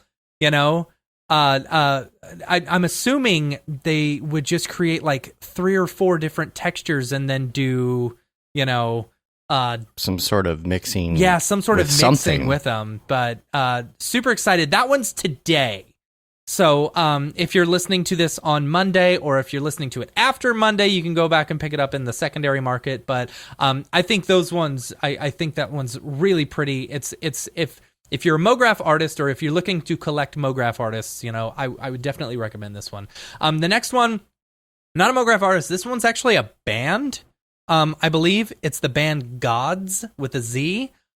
They're releasing, and I noted that I noted this one because I thought it was cool. It's another thing that's showing off, you know, what you can do with NFTs and stuff like that. So this band is actually releasing their music video on Nifty. You know, so this is what you're watching right now is actually just an example that they posted of their music video, and I think it's super cool. You can actually own a musician's music video and stuff like that. Super cool. And one thing to note, I'll put this in the show notes for this too, is that Kings of Leon released an NFT album, Dilly. Yeah. So there's been a lot of talk in around the NFT stuff. I've been seeing NFTs, and I don't know if, like, you know, the TikTok algorithm is just so good, you know, that it's picking up everything else. But I've been hearing even so many people talk about NFTs and stuff like that. Even a lot of the musicians that I follow. You know, so it's really an exciting time. Next up, I'm adding this one because both a musician and a Mograph artist. So, and you know, friend of ours, Mr. Mouse himself, Mr. Dead Mouse, Mr. Mouse. Dead Mouse is Dead doing a Mouse drop. 5. Dead Mouse 5. Yeah. Where's the drop? Where's the drop? Your cousin Skrillex would have dropped by now. Dead Mouse and OG Slick are doing a drop on Tuesday. That's 3/9. So super excited about this one. This one will be fun. Next up on the 10th, these are they're more traditional artists. You know, first one up, we've got Killer Acid. I really liked this one. They said something really. He does a lot of these comics and stuff like that. Did you give me Killer Acid? Is this or is this just a still? Is that it is just a still? Yes. This is just like I didn't have an example. You know, what's nice is a lot of the people who are doing drops on Nifty are actually showing off some of their videos, like they're doing like a teaser trailer or whatever. I'm assuming Nifty is like saying, hey, you should do a teaser trailer, you know, because a lot of them are looking very similar. But I didn't see one, so I just downloaded a couple of their images and stuff. I thought Killer Acid, this one about NFTs, was really funny. Hello, I'm an expert on digital artwork because I read an article on the internet yesterday. So I just think that's funny because there's so much, you know, talk about like, oh, how much energy it's taking, you know, oh, no, this is how much energy. No, it's not taking any energy. And it's like, okay, just because you read one article online doesn't mean I don't know. I don't know. I'm not an expert on it, you know, but I don't think we have all the information. I thought that was funny. Anyway, and they also did a really good Twin Peaks comics, which I thought were good. Yeah, non-fungible means they're not interchangeable. Blah, blah, blah. Anyway, so a lot of these little comics. The next one is Meat Canyon, and this is March 10th, by the way. Meat Canyon. Yeah. Okay. So it's got this very like Adult Swim-esque like look and stuff like that. Super. Now I don't have a Meat Canyon. Did I not put it in there? No. Maybe I didn't put it in there. I'll look on the interwebs for it. Yeah, Meat Canyon. Okay, so Meat Canyon. There's actually a TV or like a YouTube cartoon called Monster Lab. And Meat Canyon does the animation for it. It's really cool. It's very, Adult Swim-esque looking. It's very, very cool. So I think it's yeah. Is this the guy who does Superbad? I have no idea. Looks kind of like Superbad type look, but I'm not sure. I don't know. All right, I'm sorry, not Superbad, Super Jail. I don't Jail? know. I have no idea. Is this the guy? The problem with like a lot of this stuff is I look at them and I'm like, okay, so I'm going to go through and I'm going to judge the ones just from like either not knowing the artist at all. So I'm probably like the worst person to say, hey, go and buy this one, or hey, go and buy this one. This is just the notable ones that I looked at whenever I'm looking. So don't judge me because I didn't pick the best artist or whatever, because I have made quite a few assumptions on which art I think is going to sell really well, and I have been very wrong on many occasions, So we'll get to you, Raid Zero. Don't you worry. We're on the drops, we're not to our friends yet. So Meat Canyon, those ones are Meat Canyon and Killer Acid are on March 10th, March 11th. Alexis Christodoulou. I bought. Is it Alexis or Alex? Alex. Because I have Alex listed here. It's Alexis. Okay. Alexis, I believe. The folder just said Alex. That's why I'm just double checking we have the name right. That up. Let me see. You may have just not put the rest of the... No, Alexis. Alexis. Alexis. You just didn't put the IS on it. I get you. These are some really pretty, like, little nature loops and stuff like that. Like, abstract nature loops and very, very pretty stuff. I felt like this was very within the 3D Mograph world and stuff like that. Super pretty stuff. Next one of note, John Guido. Not sure if I'm saying that correct, but really killer illustrator. Has done a ton of stuff for Marvel and Lucasfilms. I think there's some DC stuff, but I'm excited about this one. Like I missed out on Boss Logic. The last time Boss Logic did a drop on Nifty, and I literally had. I was worried that I was becoming addicted to NFTs, so I handed off my phone to my wife because I was like, I don't know whether this will resell well or anything, so just take my phone so that I don't just spend $1,000 on this piece. And man, I wish I had, because those are going for like $8,000 now. Did the artist you just show, did he get licensing rights for if he's doing like Marvel or DC stuff? I have no idea. See, that's a good conversation. We should save this for later, because this was a big conversation in the NFT space this week as far as licensing and rights and like what's fair use and what's not, because there's a lot of that going on, Let's come back to that. I'm gonna add a note in here to go back to. Should I show the Boss Logic right now, or wait? No, just wait for because that's it for the drops on Nifty. There's a couple other ones if y'all want to go check it out. You can check out Nifty's. They don't have a tendency to update their website great. I hate the way their website laid out. Their marketplace is fantastic, but it shows the drops as like a JPEG.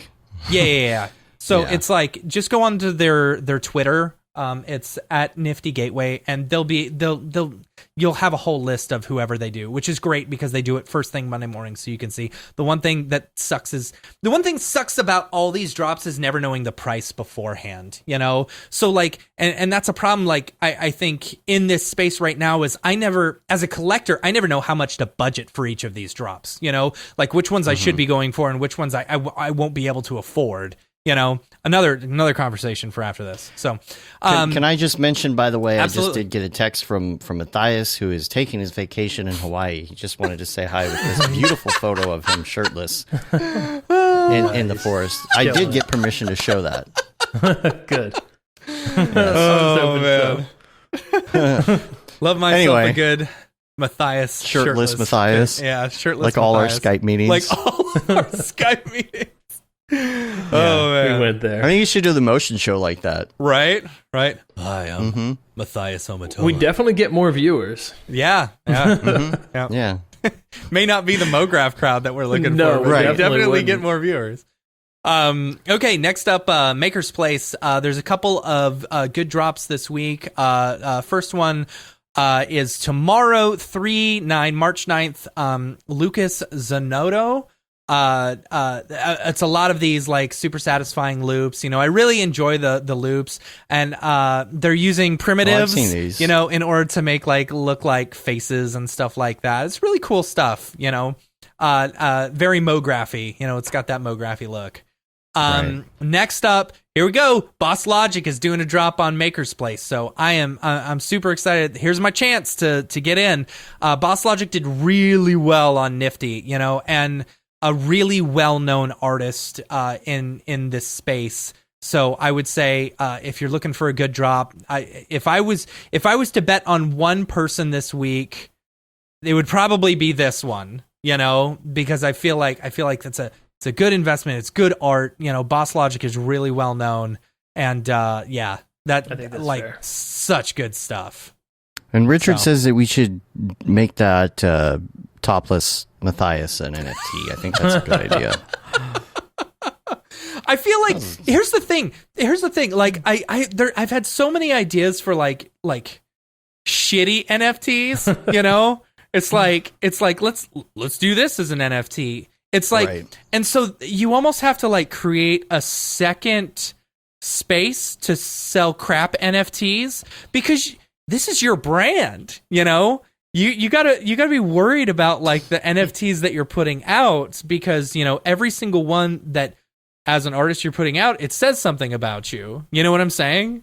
Mm-hmm. Yeah. I don't know. So if you're just putting out, you know, poop NFTs, people are going to know you as the poop NFT artist, you know, versus whatever. Y'all keep talking about that while I use the restroom. All right, speaking Hold of- on, I'll be right back. Poop. We're talking about poop. He's Yep. like, yep. Gotta go. So, that's it for the Nifty and the Maker's Place drops. If y'all, so we're gonna jump over to our friends, like the friends and noted Mograph artists that we've been following and that we enjoy, who are doing drops this week. I do want to preface this and say, if you're an artist and you're doing a drop this week, hit us up because either follow me on Twitter at Matt Milstead and let me know that you're doing a drop, you know, because we want to be able to encourage and uplift this Mograph community and help y'all make money. Because to me, that's the most important. That's the thing that Dave and I have always believed from the very beginning about Mograph.com is we want to help educate and uplift and inspire other new artists in order to do this. And if we can help, you know, put another artist on a pedestal, you know, for a little bit, that would be fantastic. And we love that, you know. Like, for example, last week, I don't know if this had anything to do with us or whatever, but last week, Abby Basila, who we mentioned on the show for her drop, she dropped like 3 pieces last week, and one of her pieces ended up going for 30 Ethereum. which that had nothing to do with us. It had nothing to do with us. People in but our, if in any our way clique that we can help friends. support artists, in this space, then we would love to. Besides, outside of giving a foundation invite, I'm sorry. Like we just, everyone hitting me up on Instagram and Facebook or Twitter. Sorry, I don't have one. I have none. I have none. That's the problem. It's so hard to get. Now, my suggestion right now, honestly, and I have this in the notes as well. There's a note in the show notes to one of these new spaces is to try and get onto these new spaces as quick as you can if that's an issue, because it doesn't mean you have to post anything right away. Just get in there, and if one of them is starting to blow up, then you've got your invite. Yeah, you're in. Like, I know you say that too. It's like, hey man, like you never know. Like it just takes one company to like do something slightly different or make an adjustment or get like. I mean, Maker's Place. I'll be honest. Like it wasn't on my radar at all as like a top 3 place until Beeple's Christie's thing, and I guess they managed to do that together. I'd love to know too if they paid him to do it through them or like how that worked. Yeah. And like, who knows? I could just be like kind of talking out of my ass right now. But like, I was thinking, I'm like, there's like a lot of hype going on right there. And like, why did he like switch? Like, did like the smart business move would have been like if he offered, like if he let them all bid on it, like who could pay him more to get that drop? Because he's brought so much attention to Maker's Place. And so like if you're on Maker's Place and you're like, and how unstable they are, right? Yeah, I know. Well, you know what? I'm not even going to knock them. I feel like they all have. That's like, no one would have been able to handle that Beeple drop. I don't care what site you are. No one would have been able to do that. So and they've all had glitches. All had glitches, here and there. And so it's like whatever. But what were we saying? Yeah. So I forget now. What were you talking about? I don't know. Oh, just like the different sites and stuff like that.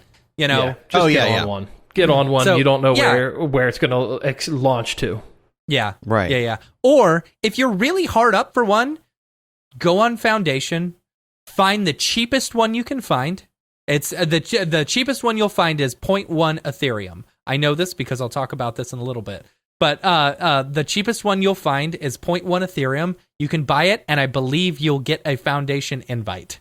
I think you. Oh, really? I think so. I think you get Foundation invites by both buying or selling. So I could be wrong. I know that they're making changes to some of these things because, like right now, I think if you make a sale, you used to get like 5 or 10 invites, and now you get like 2 or something. I don't really understand it, but everybody's backed up. That's the thing. Even if you're an amazing artist right now, you're not going to get on Nifty for a while. They're like solid booked, right? Yeah, totally. Like, for the rest of the year, at least. Yeah, is what Nifty. I feel like Nifty. You got to know someone. You got to know someone who knows someone who can get you into Nifty. I don't know. How did that work? How did that work for you, Brodeur? I didn't know anybody. I didn't. Did you apply?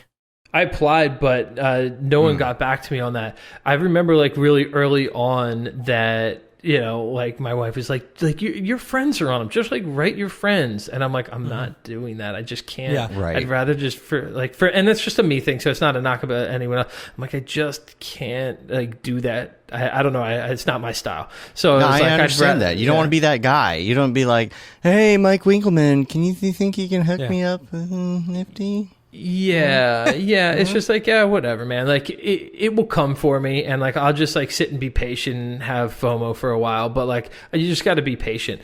No, I just like I was relentless. At one point, I just got in my head that Nifty was the only one that I wanted to be on, and so I just didn't focus on any of the other ones. But like that's kind of how I kind of target and do most everything, is that like once like I'm like determined, it was just like, I mean, I've got a second drop coming up too, even before the first one has come, and I've been working on that since 2017, and Jeez. It's just like it's an insane like message chain. It was just like, I want this to happen. Like, what do we got to do to make this happen? And then finally it does. So it's like, I don't know, just be persistent and be patient with what you want, and like it'll all come together. But yeah, mine was just like, I was just cold emailing them. My biggest thing, a recommendation to get on some of these big sites that you want to be on, is build a plan. You know how many good artists are out there? Just being a good artist or a recognized artist is not good enough anymore. It might have been back in September, but it's not now. It might have been in, even early December. I don't even think though. I think it was all gone by that time of just being a good artist. It's like, who doesn't want to be on them? And so you have to like almost pitch and sell yourself like you would be for a client job. It's like build, like do something cool, build something that's unique and put it and present it and hit them with it, and just do it over and over again and show them that you've got something that's really unique and worth it. So just being like, hey, I've got, 100,000 followers, or I've got, I've worked with all these companies. Who cares, man? Like everybody, like all the people on there they don't really care anymore. They've got celebrities knocking down their doors to get in, and they're turning them down too. Because you got the TJ Millers who are using copyrighted stuff from their own movies to create NFTs. Yeah, that was a whack one. But I mean, I know for a fact that they're turning a lot of celebrity clientele down because it's like, no, this does not make sense. Like you have to bring something to the space, Yeah. And so build something, put a whole thing together, and like you got to sell yourself. Yeah, and that's what I did. That's how I eventually got in. I was told no, probably 8 times. That they're not taking anybody on, and I just was like, I just didn't accept it, Yeah. So, I don't believe you. No, I was like, my thought was like, and I've shared this, I feel like I have the opposite of imposter syndrome. I remember this at Camp Mograph, and I felt kind of weird and slightly bad about it. Ryan Summers was up, and he was like, how many people here have or feel imposter syndrome? And raise their hand. And everyone raised their hands except for 2 people. And it was me, and I look over, and Barton's hand wasn't raised either. And I'm thinking, should I have raised my hand? Do I look kind of like a jerk for not raising my hand? Do I have imposter syndrome about not raising my hand about having imposter syndrome? I feel like I have imposter syndrome about not having it. And I was like, no, I have the opposite of imposter syndrome. And I wish a lot of other artists could maybe take this on, and maybe I could do a better job at maybe splitting both. But I have, like, if something doesn't go my way, typically it's like never because of me. It's like, okay, so like my posts on Instagram are doing really poor. And I'm like, well, it's in Instagram's algorithm. It's not me. I'm not a bad artist. Obviously Instagram screwed something up. It's like, am I the problem? Wrong? No. It's the children Instagram who are wrong. Yeah. And it's not like cocky or conceited. So I don't want it to come across that way. It's more just like, everyone instantly wants to be like, oh, the producer didn't write me back, they must not like my work. It's like, no, they just got busy, and I try to tell students that all the time. They're like, I sent something to it for an internship and they didn't respond. I'm like, yeah, but you gotta figure they probably got like 100 internship requests this month, and they're just like busy. It's not that they think your artwork's bad. And it's like, that's what I like try to instill in young artists, but like that's what I have in myself. It's like, you're not it's not always you. A majority of the time it's not you at all. And so when Nifty or Super Rare, where they didn't write back, or they were like, no, sorry, we're not taking, I was like, okay, obviously I'm not explaining myself well enough, because they would. You're not hearing me. Do you know who I am? Yeah. But you know what I mean? It's like, okay, so I'm not doing a good job at verbalizing what I want to do, so I got to put it together and put it and formulate the words and put it together in a pitch and really present it, because like I think this is a really dope idea. And it's like, if they didn't accept me that week, then I just did it the next week and the next week and the next month, and like eventually it all like worked out. And it's going to do that for everybody. It's in their best interest to get as many artists on these platforms as possible.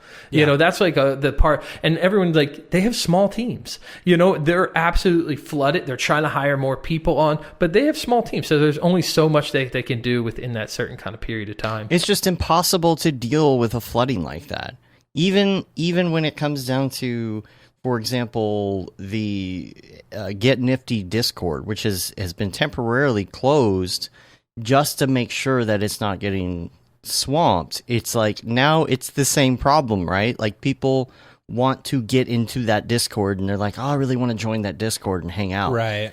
And it's like, well, if there are 2,000 people in here all of a sudden, how is it going to progress the way that it needs to progress? Because with what the REVs are doing right now and everything, it's trying to keep this community of people where they need to go in the NFT space. It's to help. It's to help them, and then all of a sudden you flood it with a bunch of people you don't know who they are, or they came from, are they collectors, are they not, are they trolling? Who knows? Are they just looking for a foundation invite? Right. So now it's that dilemma of now even the people who are trying to organize the little groups are having problems with that as well. It has to be trickled in somehow, but it will get there. It's just like Gmail accounts back in the day. Mm-hmm. Not everybody could get a Gmail account. You had to have a special invite, but now everybody's on it. Remember Google Wave? Google Wave. See, I would love to be on Super Rare and all of that stuff, but it's just not going to happen now. I'm not even going to try. Here's the thing. Like, there's a rush right now, and I've even noticed this in 3 weeks. That the news cycle is always 2 weeks? They say 15 days or something. We're on week 3 of, I think, like the huge big rush, like everyone was getting on and stuff like that. And so we're on week 3, and I've seen like a significant drop in the amount of NFT artists who are making drops, because a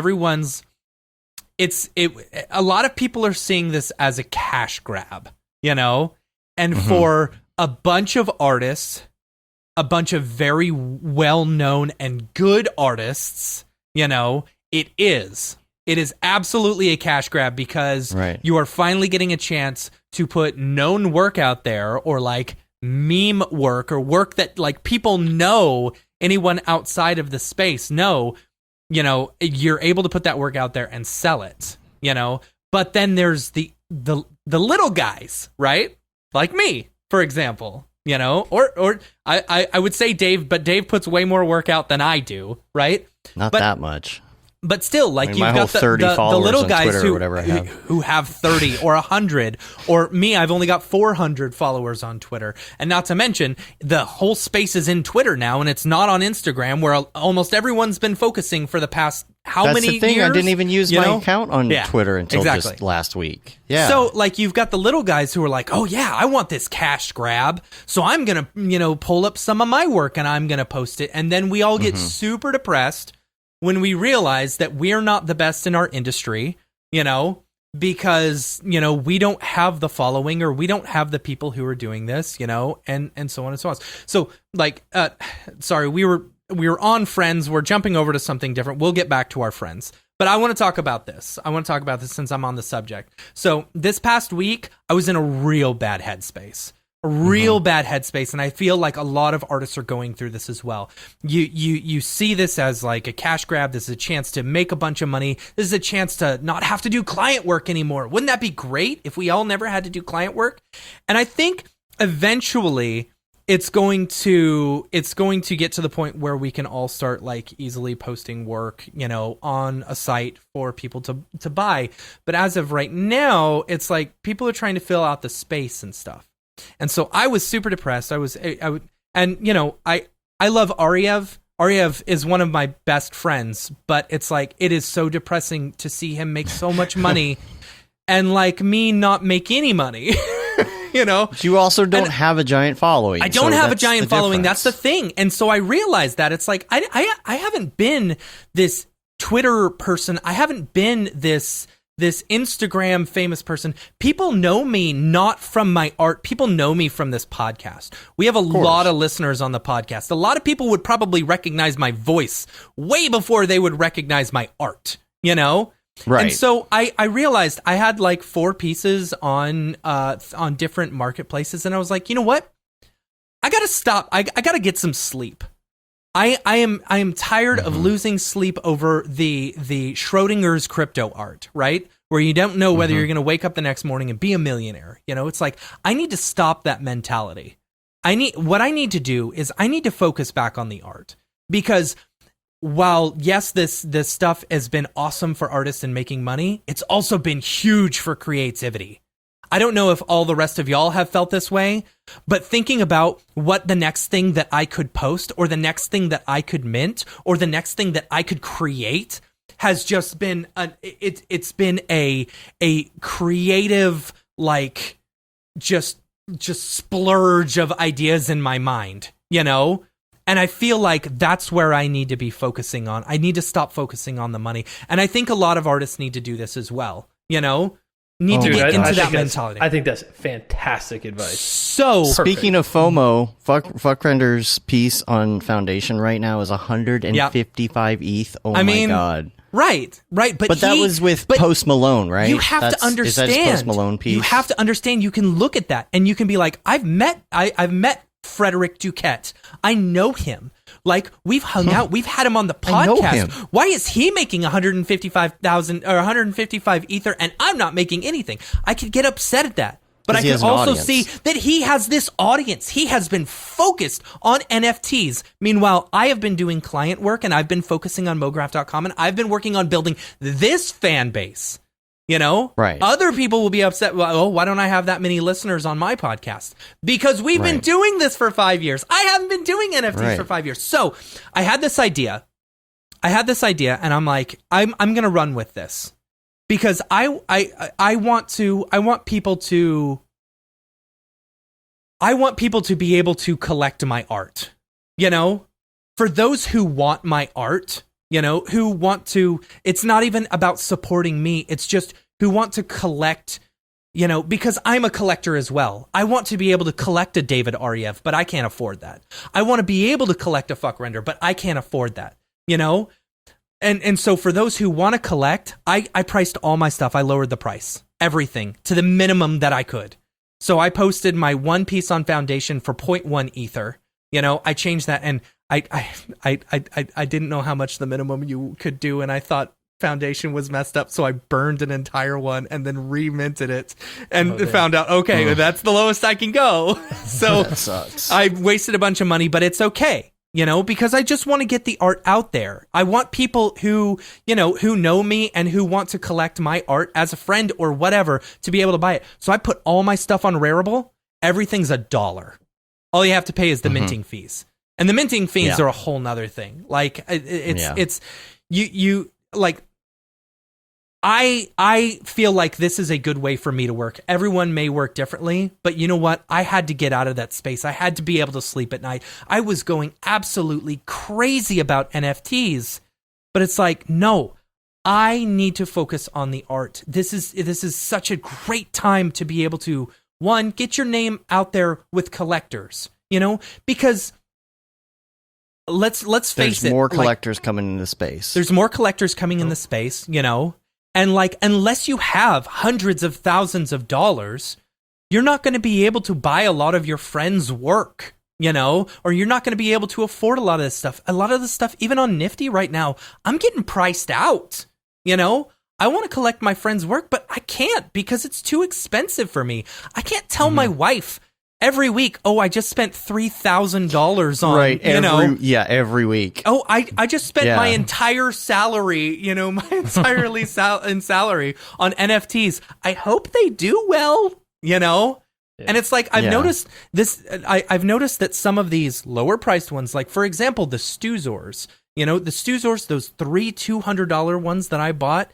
Man, they did really well. I made $3,500 from the $600 investment, you know? And I'm curious if like the lower price drives more traffic, gets more stuff. It goes back to a thing that Domino's did, right? I was working at Domino's at the time and they had these 3 for $5s. I'm sorry, there's so much chat going on. I'm not listening Everybody to it because I'm in a zone for the information, the big announcement. That's I'm in a zone right now, and I'm sorry. You're in the This is my drop zone, so scheduled for the end of this part. Yeah, no, this is great. Yeah, keep vibing, Matt. So there's a certain thing that Domino's did when we were working at Domino's. You know, it was like they had this 3 for 15. It was 3 medium pizzas, 1 topping for $15. So each pizza was $5, right? And every time this happened, we would get slammed. It would be the best we would ever do, even though the food cost was so high. You know, for these 3 pizzas, you'd still do so much volume that you'd end up making a huge profit, you know?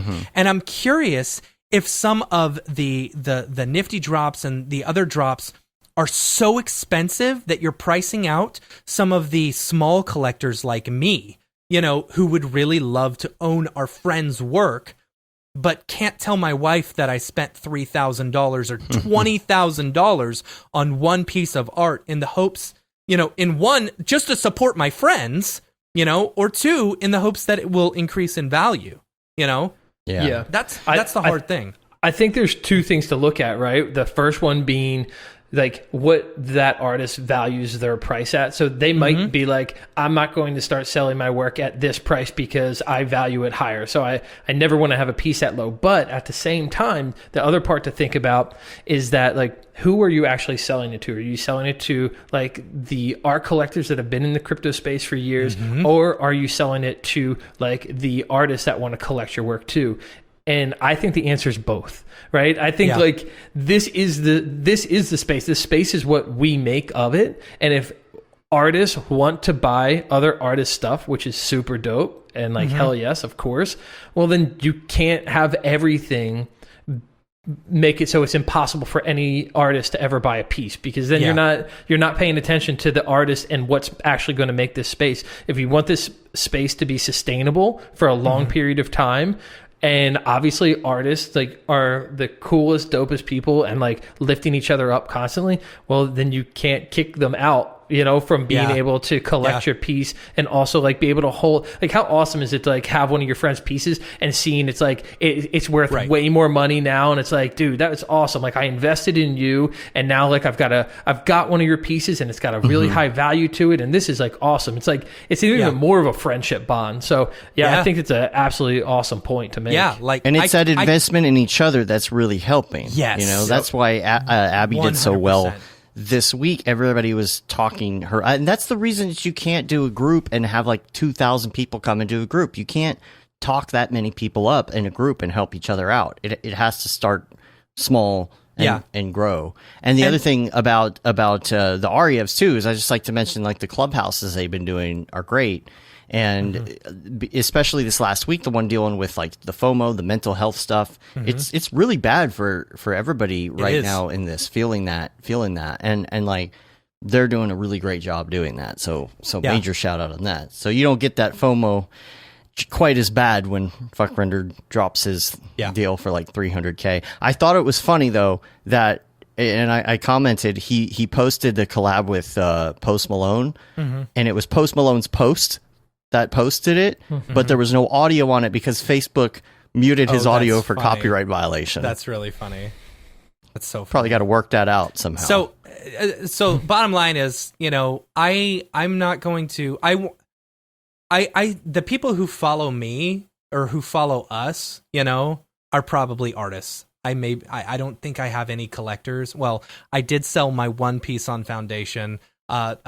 Big shout out to Alex Ness and Jeff Burns, who were the initial artists who, bid on it. And that caused two more collectors to come in and actually, bid more, which was great. Selling your first piece is fantastic, and I didn't make any money because, gas fees are so effing expensive, Right. But you know what? It felt good to get the work out there, and it's now in the hands of a collector, not just my friends, which is cool, And so that's the thing that I did with the Rarible stuff. It's like I just priced everything for $1, and I hit up I want you to know I hit up every single one of my friends who had bought one, and I said, "This is what I'm going to do. If you want your money back, I will give you your money back." And all of them were like, "No, I'm investing in you," which is awesome. Yeah. Here's the thing.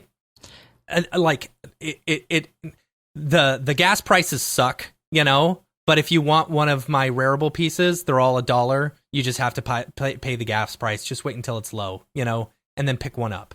I just want people to be able to collect whatever they want to collect. That's all right. Yeah. Anyway. All right. Everybody's waiting. Yes.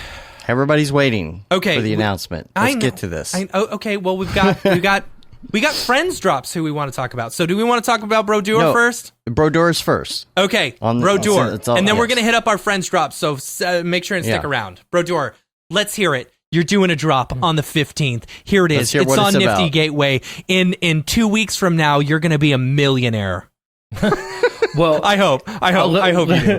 Fingers crossed. I mean, that's cool. If that comes that way, obviously that's fantastic. I will say this, like, since I've gotten into the industry, I think probably about a year or two after I got into the industry, all I wanted to do was make personal work. And so outside of work, lunch breaks, after work, I would just make personal work, and I would put it on like Behance. This is like before Instagram or anything like that. And it was really just, mostly it was like, if I wasn't getting a specific client job, that's what I wanted my focus to be on. Like, I was like, okay, we can't get these client jobs, so I'll do a personal project that's kind of like that. It's been like my passion and my driving force the almost entire time of me being in this industry. So after I left the studio, I became Locked and Loading, and I was like, okay, I have to like establish myself outside of just being a creative director at a studio, and like I want to like make a name for all the personal work that I do, and like really kind of push it out there. And so that's really just been like my thing, you know, and it's just been out of the sheer love of doing it and wanting to learn and grow. And along those ways, I've noticed that I get more client work because of my personal work. Along those ways, absolutely. I see, you know, people like Diplo licensing my work that's just sitting there, and I'm like, oh, this is really cool. And then I see like companies like Adobe and other software companies that are like, hey, would you do tutorials for us? We saw this personal piece. You just make whatever you want, but like, you know, record it, use our software. It's like, of course. So it's like, that's kind of how we've like a lot of the artists that have been doing these creative things have been kind of going about it, but it's always been for the love. Like, I've never stopped because I do it so I can learn and grow, and that's the only way I can get my creative energy out. I can't get it out on client projects. I just can't do it, and it bottles up, and I'm like, I've got to make some personal work. Like, I can't stand this anymore. And so that's what it's always been about. So I've been doing Locked and Loading now, and that's been like my whole career of like being on my own. So I've got my drop on the 15th on Nifty Gateway, and it's called The First and the Last. And it's because it's going to be the first time, obviously, you can ever buy my work on the NFT space as Locked and Loading. And guess what? It's going to be the last time you can ever buy my stuff on an NFT space as Locked and Loading. That's because once my auctions end, I'm scrapping my name. I'm no longer going to be known as Locked and Loading. I'm changing it back to what my original art name was when I first got into the direction that I was going to do this for a living, and that's Brilly, Brilly. And then the drop will also have the first piece ever created as me, now known as the artist Brilly. So it's going to be like the next, it's a phase in my artistic career. Like, I feel like it's bringing it back to my authentic original self of who like I really am. And so in high school, I was snowboarding and I broke my collarbone. And at that point in high school, all I wanted to do was go to college and play sports. Like, that was my plan. That was literally my plan. I just wanted to play sports in college.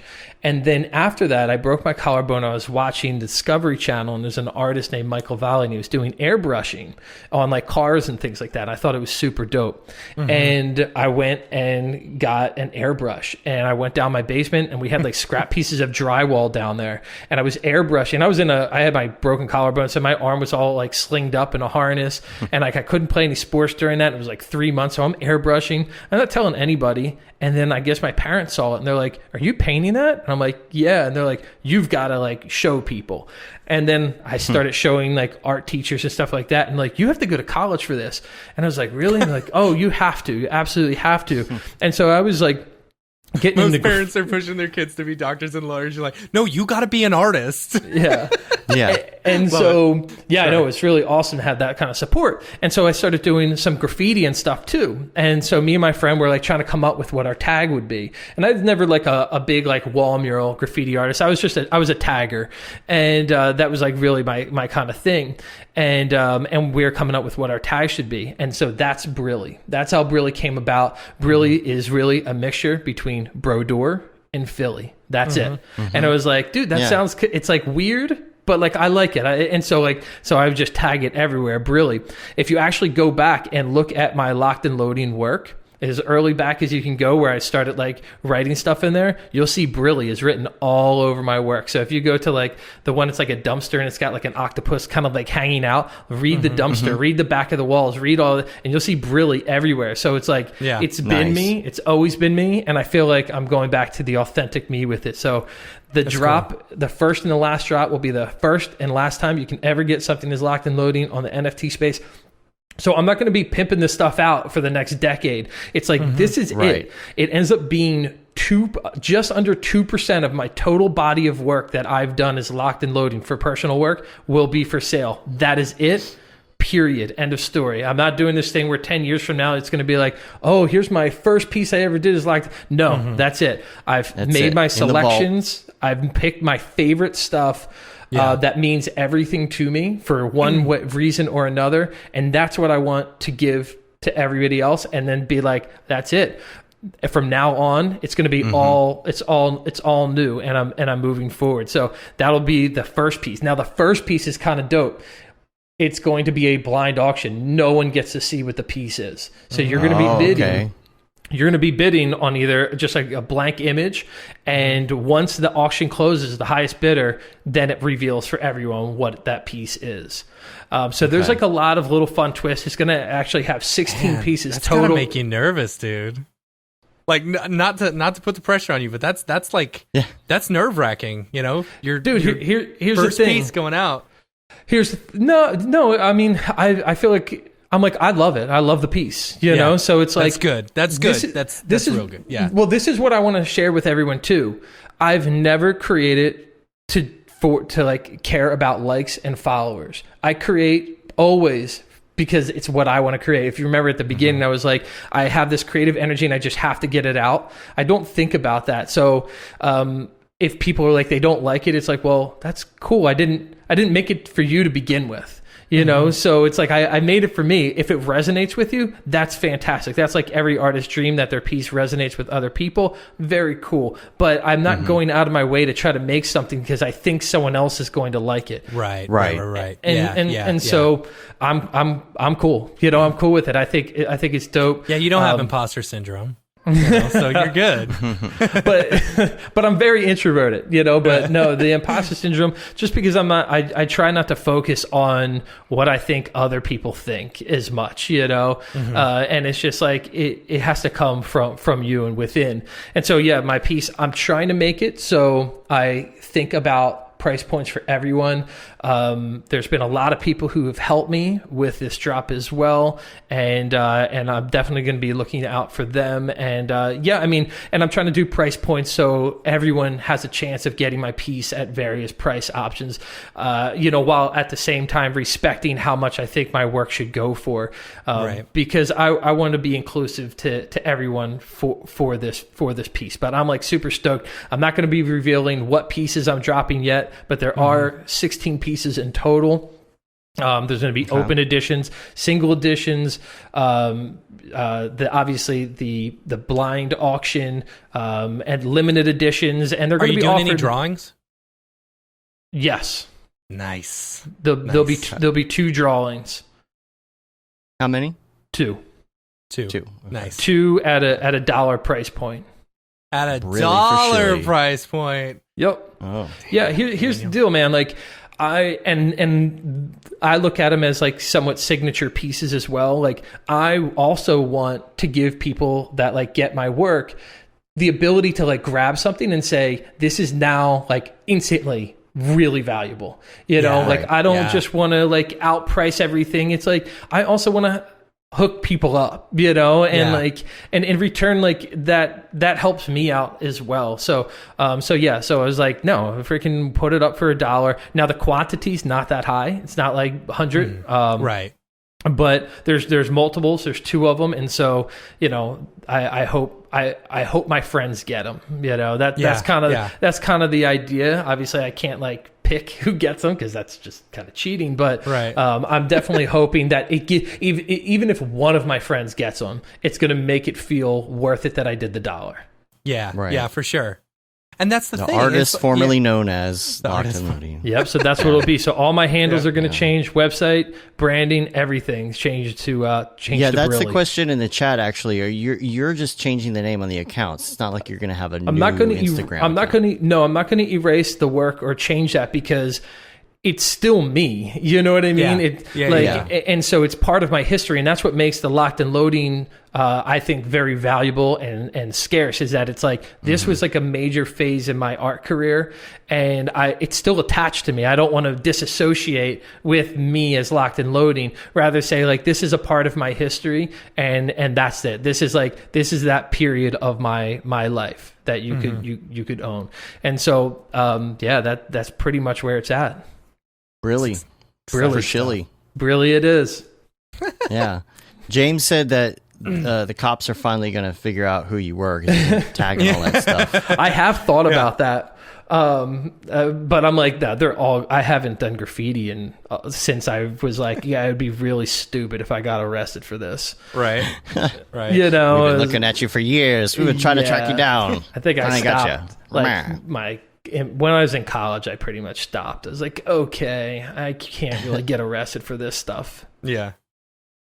It's great. That's badass, dude. I'm so Yeah. excited. I feel like, pumped. and you know, like, and your work is fantastic. And I've been saying this before I even knew about what your whole drop was, because you kind of spilled it to me. You know, I've been saying you're one of the artists that I'm going to pick up. You know, That's cool. And I I think appreciate I hope you do very, very well. You know, as someone who appreciates your art and as your friend. You know, That's nice, man. I Yeah. appreciate So- that. Yeah, totally. I really hope you do well, and I think you will.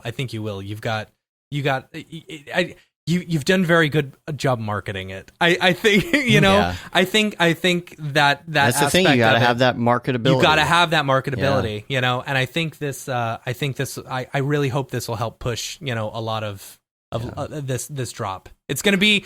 This will be one that people talk about. I think. You know. Well, that's really cool. Like, sure. I'm not holding anything back. Like, I feel like I'm entering into this space, and that means I'm giving it my all. Like, before I was even on any platform, and like no one accepted me, I was building. I was like, it's gonna happen, and I'm gonna be ready.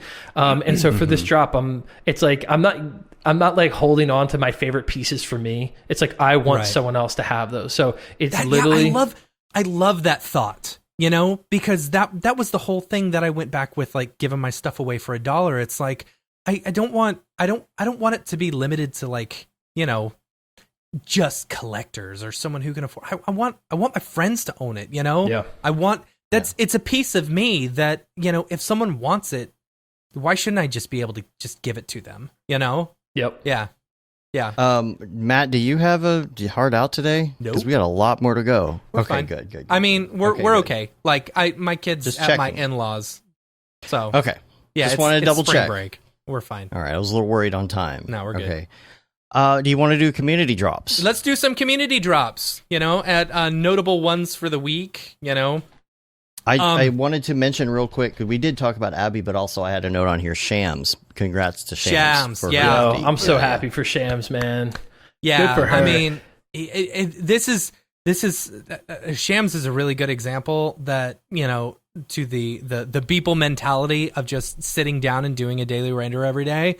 You know, she got into this space, man. She's been hustling. She hit her 1 year at the Denver meetup, right? Was that her 1 year? I think that was her 1 year. I didn't know that. Yeah, Okay. 1 year of doing. You know, if you hit 100 days, people will give you $100. Just in case for those who don't do. Oh, can I share That's this the real rumor. quick? Yes, share it, please do. So Beeple, he came in to hang with me and my students last semester, and so at the end, like it was after his first drop. Before his second? No, I forget if it was before his second or after. But he definitely had one. I think it was after his second. Yeah. So he had already done that 3.5 million one as well. Mm-hmm. And we were all chilling in there. And then people promised them if they did an everyday for 30 days, they would get on to an NFT site and they would make $1 million as well. And and so then he started calling them Scott's Tots. And Oh my gosh, yes. and then one day I'm like sitting here, I'm like working and I see Mike's hitting me up, and I look, and he's got a picture, a screen grab of his Amazon cart, and it's got like 40 laptop batteries in it purchased. Yes. Did you ever see? Oh man, I ever see The get Office? joke. I know the thing that you're talking about, but I have not finished that. It's the one episode I have never seen all the way through. It is hard to watch because it is the most painful episode I have ever. I was like, I can't do It's this. Got to cringe. step away. Yeah. I've only It was watched it so like funny, twice. though. Yeah. So he can't pay for their college at Michael Scott, and so that's what he tells them. So he's going in, they're like cheering him on, and he tells them that like he actually can't do it, and then he's like, but I do have something for everybody, and he's just got like laptop batteries in a bag that he's like gives people. Wow. So that's what he was doing. I was like, man, it was so funny. That's perfect. That's really funny. So, right, Shams, Shams. she's been hustling, she's a perfect example of this space. She is a great example of this NFT space because she's been hustling. She's been getting to know people. She's been getting her work out there. She's been doing the dailies, and because of that, I mean, she made what? Almost $400,000 on this last drop, which is awesome. So Here's the thing, Shams is not even a good like for the NFT space, a good projection of the NFT space. She's a really good model for an artist wanting to get into the space, period, right? Like Yeah. you go to an event, guess who's there? Shams is there. You go to an Shams event, is there. guess who's talking to everybody? Shams. She's doing personal work. She's doing client work. She's nice. She goes up. She's able to like talk. Like I think it goes even. I feel like there's, in my opinion, there's a very clear path for the people that are making success on the NFT space, and the people that were making success off the NFT space. And it's that is the ingredient. It's lots of personal work. Be nice to other people and go to events. And it's like, I mean, that's like stick-to-itiveness. And right there, obviously there's more, but like, I feel like if you follow that recipe, you set yourself up for success in the future. Yeah. And killing it on TikTok helps as well. Yeah, totally. Yeah, I'm off TikTok, but I was tired of seeing videos of people dancing. Man, it's so good. TikTok, it helps me sleep. It's so sad that it's the thing that helps me sleep at night now. TikTok, that is an interesting life you live right now, Matt. Dude, TikTok man, to you don't want to be in my brain. You really do not want to be in my brain. TikTok to help you sleep. TikTok drives me nuts, man. No other app in my life made me as upset as TikTok, just because I'm like, I can't stand to see more kids dancing, doing these stupid dances to music and stuff. Oh, so you got to dig in and like some things, and those will go away. Like some things. The more you interact, the more the algorithm fixes it. Okay. So I follow a few like physical artists, like sculptors and stuff like that, and so they show me more sculptors, or there's some funny stuff, or dog and cat videos. I get a lot of funny goat stuff, because I my kid loves goats, so I save all the goat stuff, so goat stuff. But so should we jump over to our friends? Yeah. Friends who are making drops. First off, Nolan Martin, beautiful ornamental designs. Ariev bought one of their pieces last week, and Ariev posted it online on Twitter that he was able to pick up this piece, and I commented, I said, I'm so happy you're buying all the ones that I want so that I can eventually buy them off of you, But Nolan Martin's got a beautiful drop, and I didn't mention where that was. I think it was... Yeah, you didn't put a link in there or anything. Was it super rare? I'm going to have to look it up. Dave, do you want to do a different one? Yeah, we'll fix it in post. Yeah. I would like to mention Liam Clisham. He has one that's out right now. He decided to put his first one out here, and this is on Rareable. You got that? There you go. I like that His is you out can there. just make out what it. There you go. What it right, says. Yeah, right Yeah. at the right point. Right. And who else? We got, well, of course, Brandon Clements, who we were talking about before. The Yes. bathroom scene that he was working on, which was done in Unreal, is actually on Rarible. And So these drops, if we don't say a specific time, they're probably already out there. already out. Yeah. Yeah, because there's no way we can get to them all beforehand. you know? Absolutely. Yeah. So. I can't wait until he puts up the reel to reel. Yeah, and I specifically told him, I said, wait till you get into Foundation for that one. Yeah. At least Foundation. But I told him not to put it on Rarible. Yeah, I told him to start with his first one with the bathroom. That was my suggestion. Yeah. But also up on Rarible is Paul Robinson.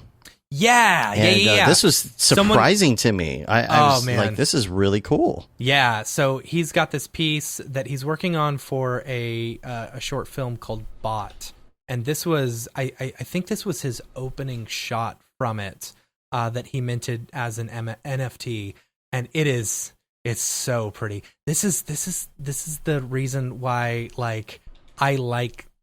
So he does actual film work, short films and stuff like that, and I think this is super dope seeing an actual person who a DP who knows lighting, who knows camera moves and stuff, doing something like this. So that if I had more money, I would be buying that instantly. So someone who does, please go buy that, because that's a dope piece. Also, Bella, aka Piano in the Fox. They posted one. They've got one on Super Rare coming soon. They're just doing some music for it. But it's Piano in the Fox on Super Rare. So make sure and check that one out. Super cool stuff. I love their illustration or their animations and stuff like that. Super cool. Next Omega up, Fox. Omega Fox. If y'all know him from our Slack channel. Super active in there, doing a drop this week. I don't know where. I don't know if they notified me about where, but that's it. Well, we'll get it in. Yeah, we'll get it. We'll get it in post. These are the right? ones to these are the ones to look out for. Yeah. Those Next I up, don't have links. I got links for everybody else. So. Right. Yeah. Next So up, Julie Kraft would be the next one. Yeah. I don't know where Julie is. Where did Julie post that? That's on Foundation. Okay, and so this is it right here. There you go. Okay, yeah. Julie posted this, I think, end of last week on Foundation. Super pretty stuff. So make sure and check that one out. Also, Luis Miranda. I think your list is different than mine, Dave.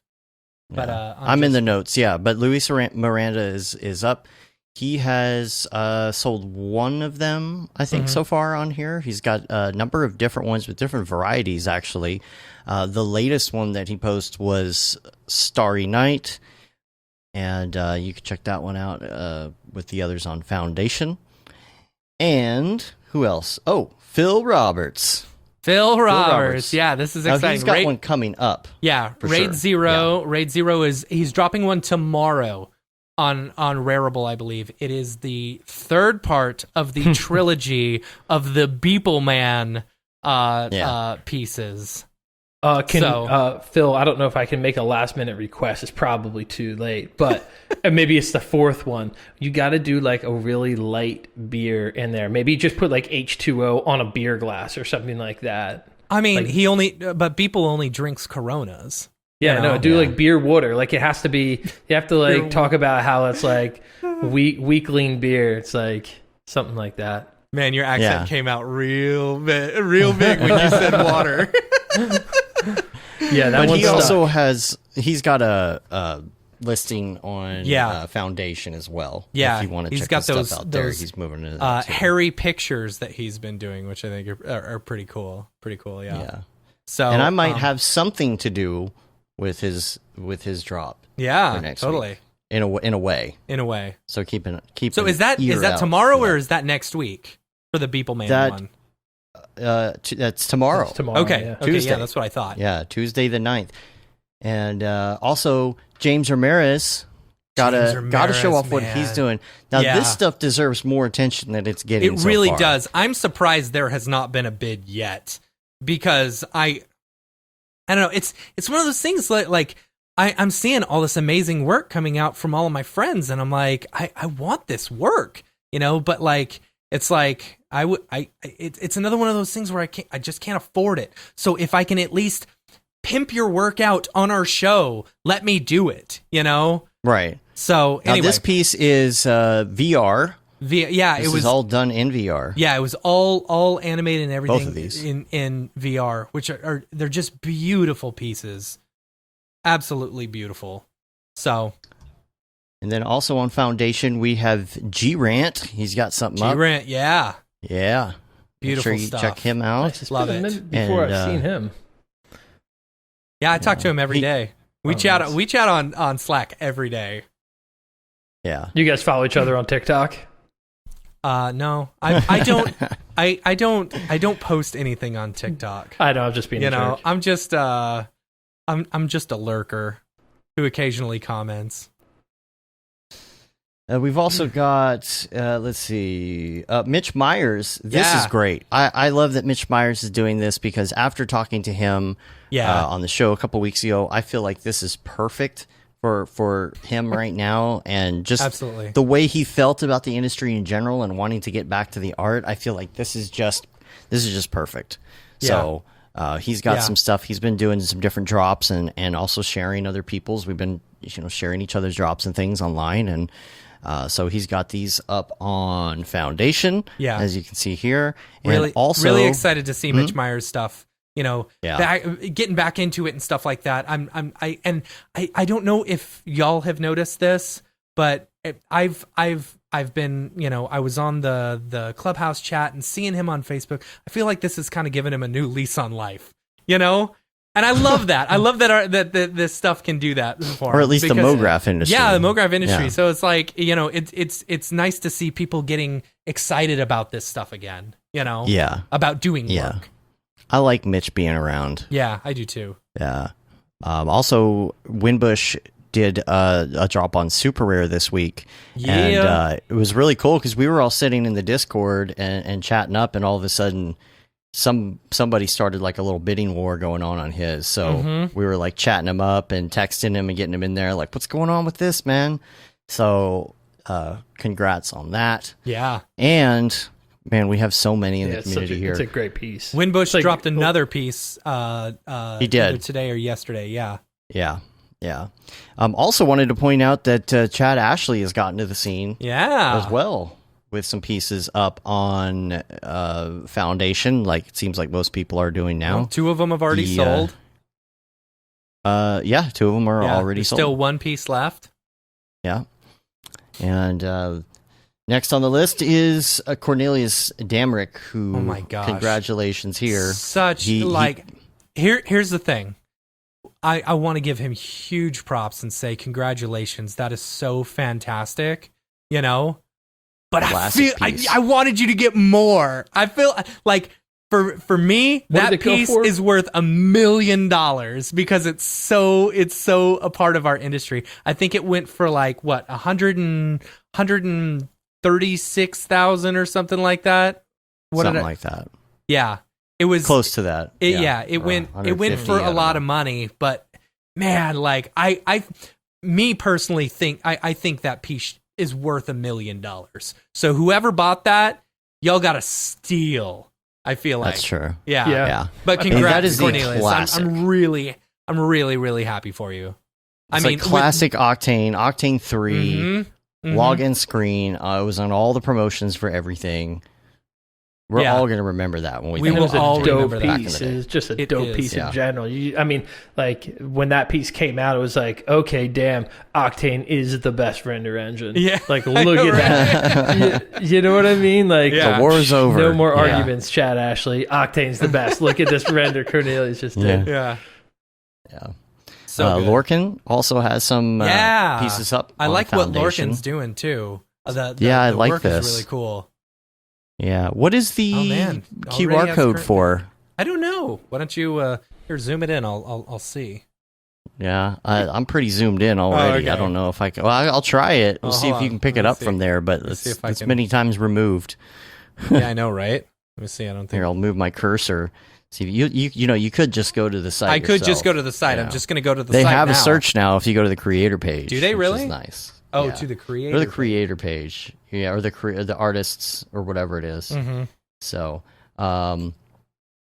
Martin Vanners, I have never heard it pronounced out loud. So he's the one who does all the cool renders of the astronaut holding up different signs that say different things, especially like with David Ariev's course. So he has one that is the astronaut holding up one of the signs with the banana tape to it, which is fun. Oh, that's funny. See, there's so many different ideas like this one that I dropped, you know, we'll talk about that. Yeah. Okay. We will talk about that because we're going to show our drops. Of course, we're going to show our drop. But yeah, we'll talk about that too because I was like, oh, man. All right. We'll explain that in a minute. Yeah. But just a few more here. And Ross, I wanted to mention Ross put up quite a few on Foundation, but there is one called Server of Discord that he did this week where it's basically playing a bunch of Discord sounds and it's just F over and over and over and over in the Discord because that was a really pretty one. This was the Maker's Place Discord overheating and failing whenever Beeple told everybody to hit F. So check that one out. And then two more here. Tom Coben has been killing it. He's working on some other stuff as well that he's going to put on a couple different platforms, I think. But his, Thomas the Tank is on there, the train stuff. And I think he needs to do the bowling one. He needs to do the bowling machine somewhere. Yeah. So I was talking to him on the Discord about that. I told him he needed to do the bowling one.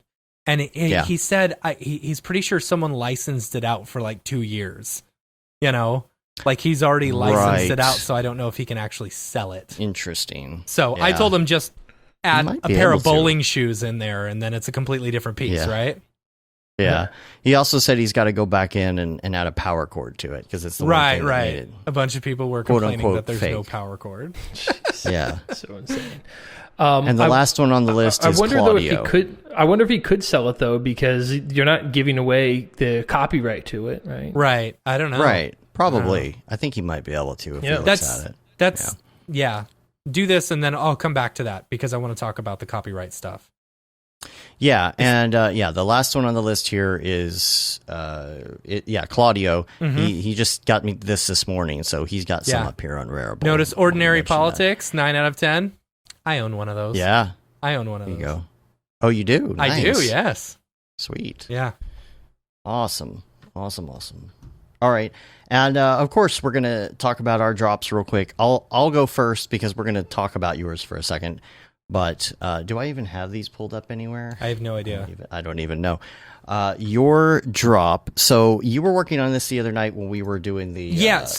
this one has actually Discord. sold already, but it's an interesting story. This was the one that I originally posted, and I was like, it was the whole thing where it wasn't selling, and I was like, you know what, I need to stop focusing on the money. I need to just focus on the art. And I was like, I'm gonna post it for 0.1 ether because that's as low as I could go. And if people like it, if collectors want it, there will be a bidding war, and I'll make some money. But whatever. Right now, I just want to price it to where I can get the work out there. I want people to know me, So I posted it up there. I was working on some stuff, some work, and then I was like, all right, I've got a little bit of time. I'm going to create something, and I had the idea, the Cecina Paun pipe, the famous painting or whatever. I was like, ooh, this is not a pipe. Yeah, this is not a pipe. I was like, I should do one that says this is not an NFT. I think that would be funny, not having, and I had a feeling it was a very unoriginal idea, and so I didn't want to go searching for it because I knew if I did, I would probably find something, and I would get discouraged. I would get discouraged because like Marhin posted earlier with the banana on the thing. the duct tape banana. I was like, oh, that would be great as an NFT. I should do that, even though I'm pretty sure someone's probably already done it. Anyway, so I went through. I didn't want to get discouraged, so I didn't look anything up. I just did the work, modeled the pipe real quick, used GSG materials, threw them in triplanar, blah, blah, blah. I figured out, I found a stock picture of weed, and I put weed in there, Nice. and then figured out how to do the cool, like, embers and stuff. I had never done that before, so, learning a little bit while having fun, did some TFD smoke, all in all, it probably took me, an hour and a half, maybe to do the whole thing and render it. I just wanted to get some more. I wanted something up on Foundation, and I felt like that, kind of gave a little bit of my personality as well. Like I like to joke around. I like to have a good time. Whatever. And so I posted it up there. What are you saying? What are you gonna say, Dave? What are you gonna say? I was just gonna say we were on the Discord. Yeah, we were on the Discord. Posted it. Yeah, and so I posted it on the Discord, and I said, hey, look what I just minted. And they're like, oh, so-and-so just did the exact same thing a couple days ago. Yeah. And I was like, man, that's all right. I felt so bad you're going to sit there working on that. But you didn't, they didn't put they didn't write the same thing you wrote, well, to be fair. So the art piece, the original art piece is called The Treachery of Print, I believe, or The Treachery of Images.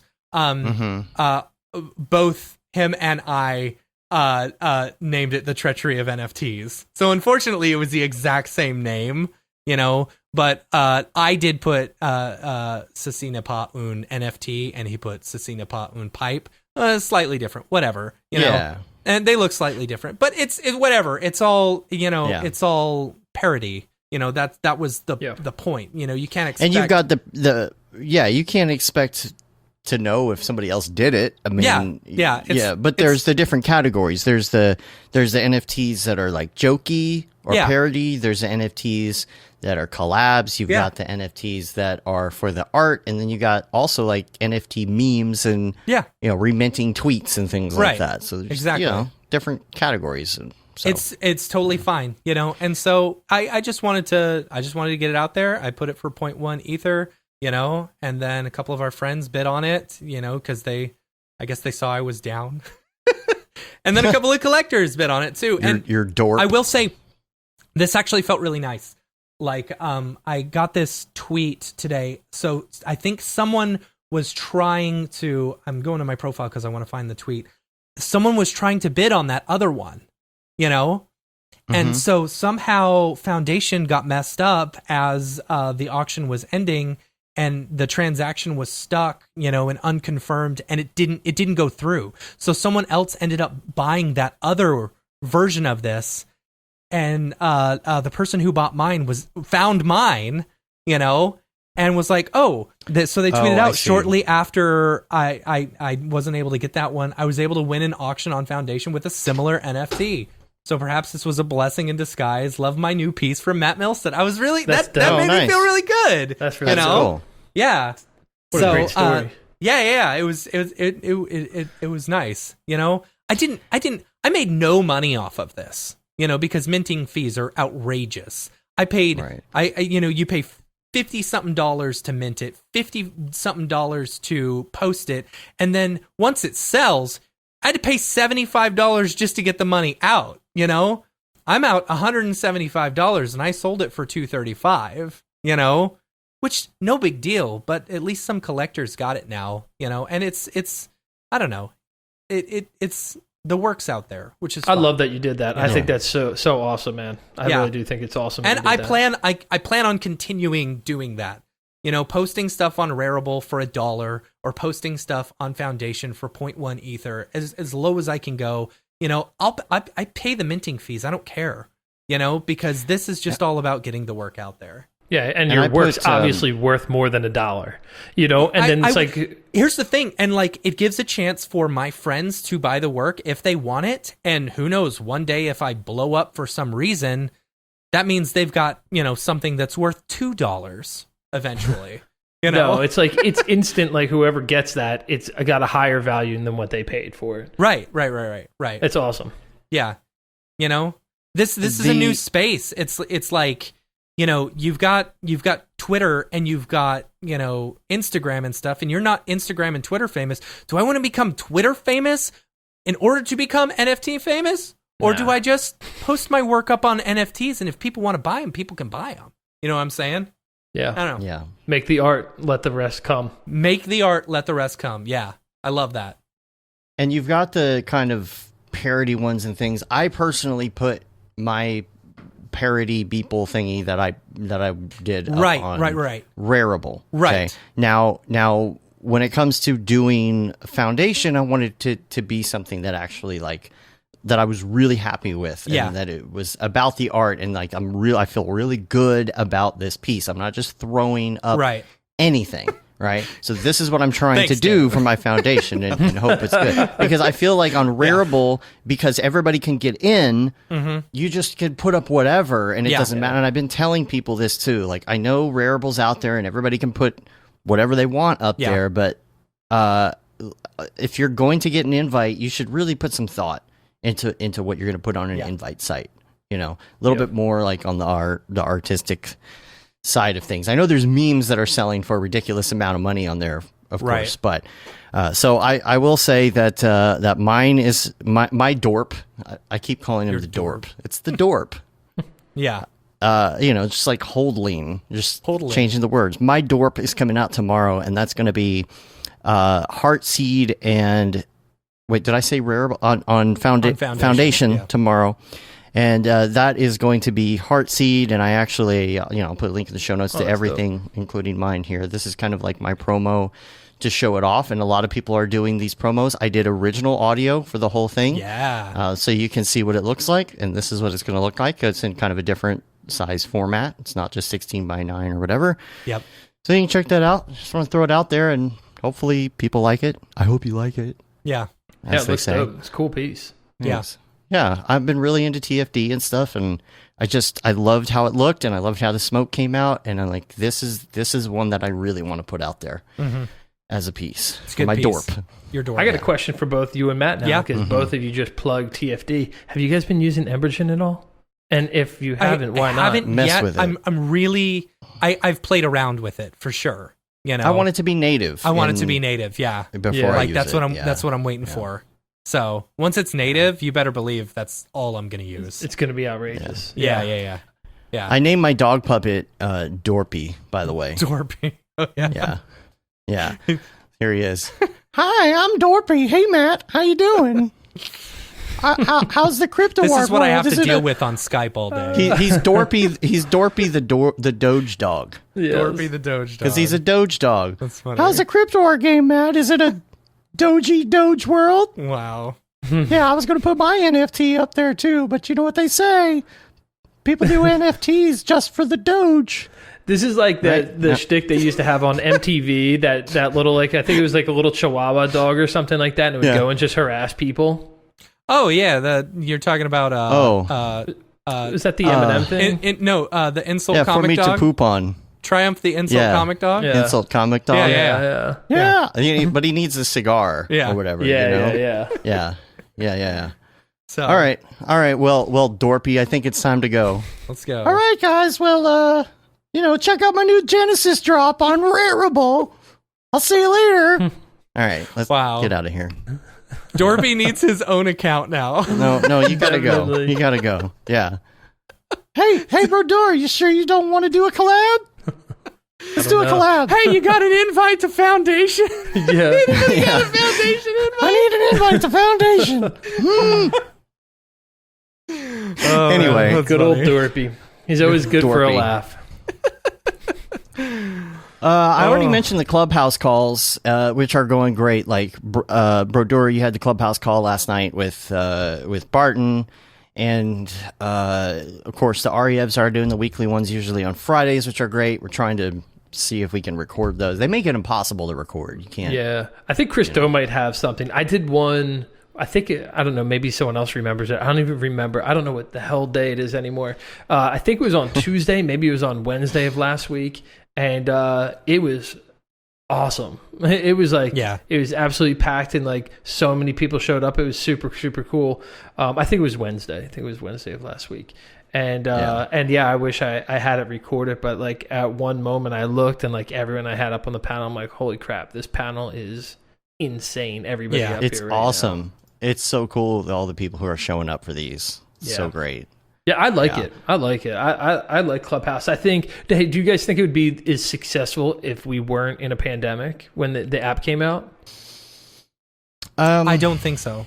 I don't think so at all. Yeah, I think this has been a great outlet for people. Yeah. I love that you can just sit and listen. Like sometimes if I need to participate for some reason, like I almost feel like, I don't want to do. I just want to sit and lurk and just listen.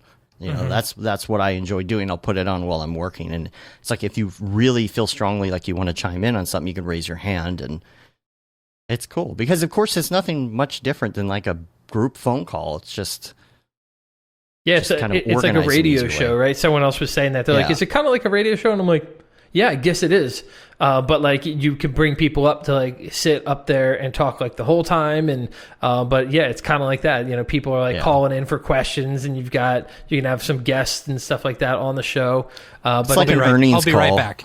Yeah, but it's got like the virtual aspect where like you can see everybody that's like watching and listening. You can like learn more about them, and like I'm like so it's got the interactive like experience as well. But yeah, I was thinking that too. I was like, I have a feeling if this came out when we weren't in the pandemic, like would we be all that interested? We'd probably be like, no, we're like going out, you know? And so like you eliminate people like leaving their houses. And it's like, well, I guess we could like sit in on a Saturday night and just talk more industry talk. Yeah, it sucks that you can't like archive these. That's the hard part because there's so much gold in there, and it's like, no, I get you want people to show up, but not everybody can always make it. Maybe that's why so many people are on, because they know they can't catch it later. But you know, trying to record it is just impossible. I have a really great way to record things off of iPads and things remotely or whatever, and they block all of that. You know, so the solution for me to record REFs was to put two iPads next to each other under a blanket and let one play and one record, which is ridiculous and sounds terrible. The only way you could do it is to connect one to connect an old iPad that has the actual headphone jack on it, which they got rid of. It's like I can't even connect a headphone jack to these old ones or to these new ones. So I'll have to get an old iPad, get Clubhouse on that in order to record. But they have weird policies. I think like they find out you're recording, they'll kick you out. Or yeah, I think so. Yeah, I guess I did hear that. I think like people found that out like after they didn't know that you couldn't, because I guess it was probably a couple weeks ago at this point that Christo was like mentioning that he was like recording them and like the setup that they had to do, but maybe he's stopped since then if they're like cracking down on trying to stop people from doing that. Yeah, I do wonder though. Like, I'm cool with it, like them getting deleted, because honestly, like if they weren't, do you know how many NFT talks there'd be by this point on the webs floating around? It'd be nuts. So it's like maybe it's kind of a blessing that they delete and they disappear. If you're a part of it, cool, you get to see it. If not, they're gone, and that's that. Yeah. And Mark says there's a headphone jack adapter for the phone. Yeah, you can do that too. I just don't have one. I gotta figure out where I can get one. The other notes that we do have here, though, gosh, there's so much more. Real quick, I think it was funny short because show, right? Yeah, it's a we were sitting in the Discord NFT and chatting the other night. And I was like, guys, I'm curious. Do you think Crypto 888 is actually Beeple? No. Given back to the community. It's just a joke. I'm not saying it really is, but I was just joking. It was really funny because Joey Camacho chimes in and he starts going through Crypto 888's tweets and reading them with Winkleman's voice. That's funny. The mysterious collectors, you know. Speaking of Beeple, real quick, I just want to say I don't know if we get any collectors, but so the infected piece, I check my infected piece every single day, what the prices are, and it's been a while since there's been a sale because the last one was 288,000. Since then, like there's been quite a few price drops. So, and the infected piece is one of the most, is the most rare of the three of his open editions. So if you're looking to get an infected piece, I'd say go for it now, because there's a couple. There's like 2 or 3 that are under that 288. So it's probably a really good deal. One of them's 128,000. Another one's 164,000. It's like, yeah, but what are the numbers? Because the what number they are is going to make a difference too. The one of them's number 77. Another one's kind of low. It's like number 40. You know. Oh, so I wonder who owns that one. So anyway, I'm just saying they're priced to sell right now. I saw a really good price drop on that number 8 Into the Ether. Yeah, I know. It went from 8,888,888 to only, it dropped by $8 million to only $888,888. That's a deal. That's a steal right there. Y'all should buy that one. Yeah. You get it for that one. for 90% off the original asking price. You'd be stupid not Anyway. to buy it. Well, I am. Yeah. It is very interesting. At those prices. How can we not? No, that's not all. What's interesting is because I've been watching all the Beeple pieces, you know, and stuff like that. I actually had someone hit me up on Instagram the other day saying, "Hey, do you want to sell this? I'll trade you for one of the Beeple Christie's ones." You know, and I thought about it for a second. He's like, "I've got 2 of them." I'm like, "You have 2 of them?" I said, "You can buy mine." I'm not really looking to buy it. I was like, "All right, whatever." I don't know. That sounded a little iffy to me.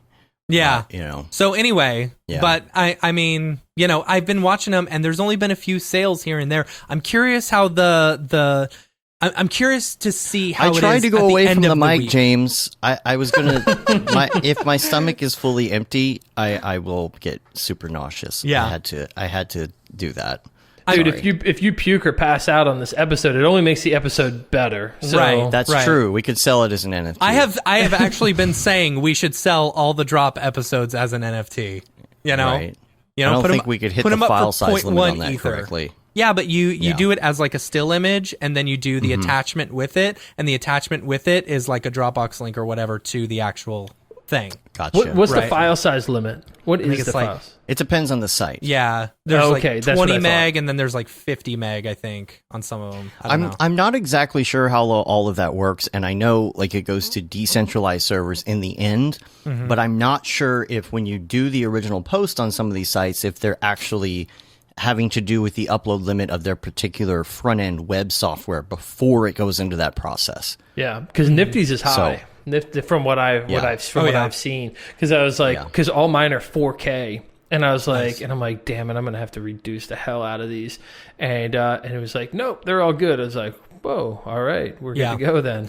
Once you get done with that drop, I'd love to, off the air, pick your brain about, like, you know, the process and stuff like that, because I feel like that's something that not a lot of people, especially with Nifty, get to experience, you know. With the file limit, though, it's sometimes if you've got a lot of stuff that needs some better compression, it might be difficult. Like mine in particular, it loops 4 times before it does the main loop again. Like it plays out 4 times in a loop. Oh wow! And my music is designed to loop at the beginning of that, right? So you'll hear this little upward tick, and then it kind of loops at the beginning. The thing is, I wanted to put a couple loops in there, but I also wanted to keep it full res, and I didn't want it to have a bunch of compression in that smoke, because smoke easily has like terrible artifacts. So I ended up having to like highly compress it as much as possible to hit that 50 meg limit for Foundation. But then also I had to back off the resolution and only let it loop 1 time in order for it to look good. Yeah. So that's something to consider when you're building something like that. I would have been screwed if I had a 50 meg limit. Like, you know, that's for me, that's kind of a bottleneck, because I want like whoever gets my work to have like crazy resolution to it. I know. I would love for them to get the ProRes files, right? Yeah, and if like you know? have to go anything longer, like than like a 5-second thing, or even even a 5-second like at HD would be higher than 50 megs, or at 4K would definitely be. So you could do an unlockable that unlocks the super high res version they can have with it or something if you. But that's not what's so. actually like tokenized, right? That's I not what's know minted. it's not. Well, the link to the unlockable is minted.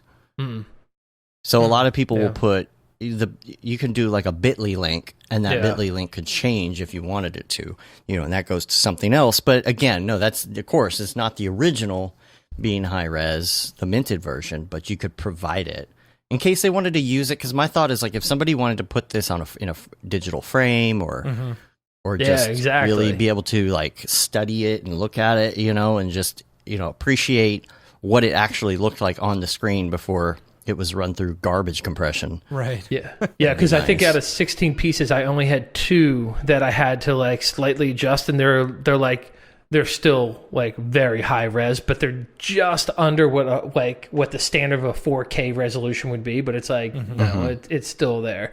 But yeah, I think for Nifty, and like I don't think they care sharing this, but like I think I was able to do up to 340 megabits, and so it's like almost everything that I had. I had a couple pieces that were longer, and those were like 350 or 345. They were all close. So I barely had to adjust them to get them to fit the length. To where it's like if someone was to put it on a big screen somewhere, like it's really going to hold up.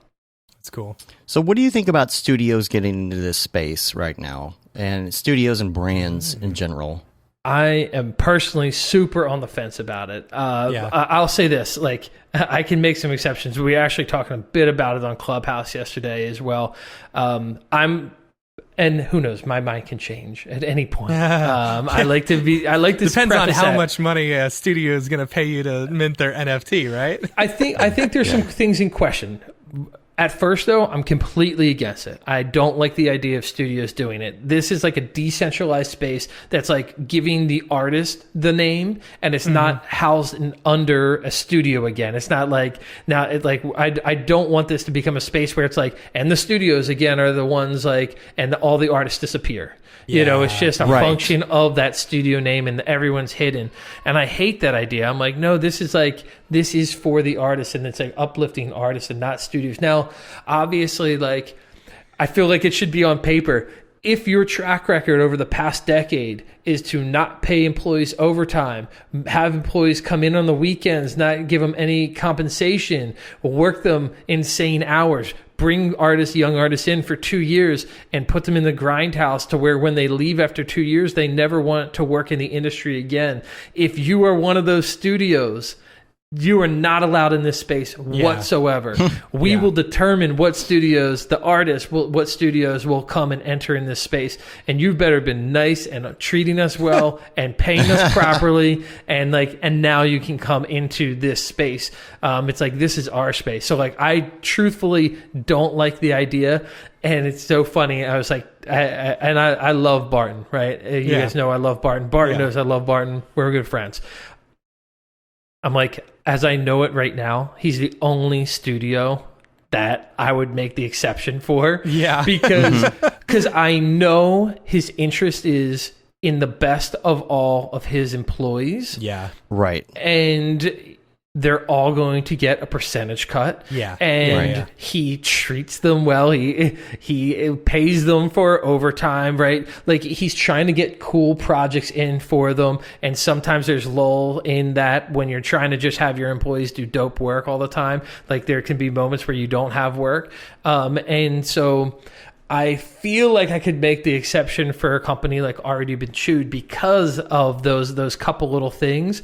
It's like, okay, they're all going to get a cut, this, that, and the other. And not only that, he made a really good point, which was that a lot of artists have a lot of talent, but they can't get into the space. And this could be a way to get them paid for an NFT and be a part of it. Where if it wasn't through this, they would just have nothing.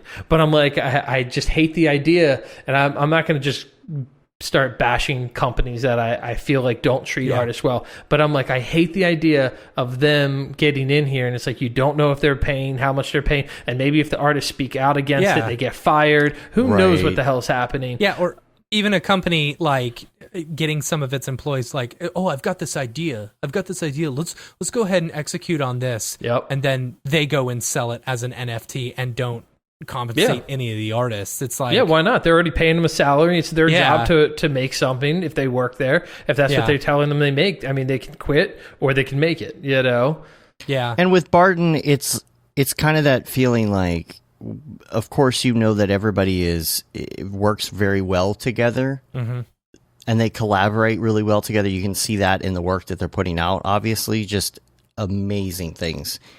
And the thing about working for clients is they're not able to all collaborate in that same way on something that's really fully their idea. There's always going to be that client involvement where, no, it has to be this because this is what we're advertising. But if you could take an out of the blue idea that has nothing to do with client or client's needs or what they're trying to sell, like selling a product, and take that idea, it'd be interesting to see how they collaborate with each other on a project like that. And just knowing Barton's attitude toward his employees, you know that it's being done right. Yeah, totally. Yeah. And what about the brands though? Yeah. Like James said in Like the chat, Nike Taco Bell or dropping their NFTs. Taco Bell. Yeah. I mean, I will not be surprised if KFC does a drop here in the next But 2 here's weeks. the thing, KFC will do it right. They'll go to Smearballs and then you're good. But I'm talking about somebody gave an example. I think it was in your call last night. Somebody did a drop for some product. Oh, I think it was one of those zero carb alcohol drinks I don't know. Yeah, it was White Claw. Was it White Claw? Yeah, where it was like the one Nifty of, was just yeah. Someone's just holding a White Claw. That's not cool. No, it's just an it's advertisement. whack. Yeah, Art it's is whack. art. Subjective. I hope people, it's the Campbell soup can. I hope people see past that though, it's not pop art or whatever. It's just it's a cash grab that these companies are how else can we make money and jump into this space? You're not going to keep the companies out, but I think again, if you make it so everybody's educated within the space, and it's well, they didn't buy it. I mean, I've seen some celebrities put some stuff up, and I was like, I mean, they sold, but in my mind, that was a bomb. They bombed. It did not sell. Yeah. That's it, then, yeah. Yeah. And I was like, good, I'm glad. But you know why? Yeah. That's because we are keeping everybody educated about what is cool in the space and what is not cool in the space. And if we sell that, then that's the market. And so we have the ability to make it. If somebody comes into this space and we're like, if Taco Bell comes in, we're like, no, man, we're gonna we are the ones who hold the value on it. I mean, obviously, I guess they could bid on their own thing and mark it up, but as long as we play the game right, and I think we can control the narrative of who enters this space and who doesn't. The companies are definitely going to come in.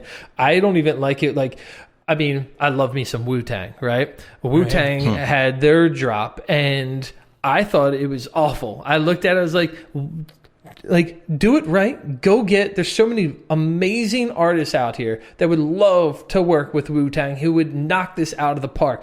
And you did some whack piece and put that up there. It's like, come on, man, see the thing through, bring in an actual digital artist into this space, and then you'll really do well in it. And if not, I kind of want all these companies to kind of crash and burn.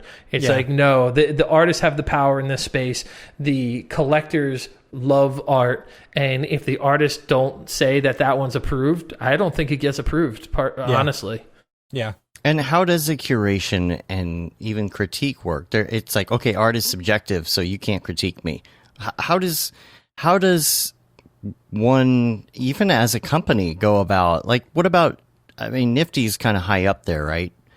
And then in contrast to that, you got Rarible with everything. So where's the middle ground where you're at least doing a little bit of sorting and quality control. I mean, you decide. It's goes back to classic capitalism, right? Mm-hmm. You know, what I don't know. No, that's not necessarily true, because I've seen a bunch of crap, you know, that I deem as crap, you know, being sold Right. for lots of money. You know? But the space is young though too, and I Yeah, think it that is. plays a part of it. Like, people don't know, like, a lot of collectors don't know what all the artists know. You know, Yeah. they see it there and they're like, oh, okay, must be cool. And it's like, no, that's actually a rip off of so and so's work, or that's just a copy. Oh, Or speaking of that exact same thing happened to me. So some rando on Twitter messaged me and said, "Explain yourself," and posted that other version of the same one that I did. They're like, "Explain yourself." It's like, dude, Yeah. okay, You jerk. let me go How into dare a you little have the bit same of idea art as someone history else. for you and point out that we were both imitating one specific artist. yeah. He didn't, Right. Yeah, he didn't say anything after that. Well, Yeah. it's Twitter, so you can yell Explain at anybody yourself. anonymously. But as far as critique, I mean, you have to imagine, if you're a believer that this space is going to live for a long time, and I think it is. I think it's Yeah. here forever. Mm-hmm. I think it is too. Just like the traditional art gallery scene, you know, there's going to be someone who's going to start publishing work and critiquing and being that art critic that goes and says what they believe that has value, what they believe doesn't, and you know, that could weigh in on a lot as well. I mean, whether you like that or not, I mean, most people hate that about the traditional art gallery world, the art critics and stuff like that, food critics. Everyone seems to hate critics for the most part, but they do have a pool of some sort. You know, it's like the Rotten Tomatoes thing. You know, how many people watch a movie and then like look at what the Right. Rotten Tomato is before. Yeah. It's like, and now we're determining and dictating whether the movie's good just based on that. So I think that'll enter into the space as well. I think it'll offer good things and bad things too, right? Like, obviously, like, it'll help, because I see on Foundation, I thought Foundation started off like really hot. I was like, ooh, this could be a really dope one. And to me, it's just like plateaued or flatlined or just Had no declined. searchability. There's no searchability. And you I know? was like, I see amazing easily. art. I see artists that I really respect and hold very high up. And I'm like, no bids at all. Nothing. And Yeah. it's because, and I look at the work around them and I'm like, it's not even on the same level. It doesn't even deserve to be next to yours. And yours is just flushed out. And so I love the idea of artists getting to invite artists. I thought that was super cool. But then you're leaving it to like, it's like artists are obviously just going to give them to their friends and stuff as well. And like try, and like, and there's no level of what the art is. Now, obviously art is subjective, but you know, I think a lot of us could agree on 80% of good work and bad work. Yeah. And maybe there's another 20% that like people are indifferent on, or like, I could see how it could be good. But I think majority speaking, we could probably determine what is good and what is not. Yeah.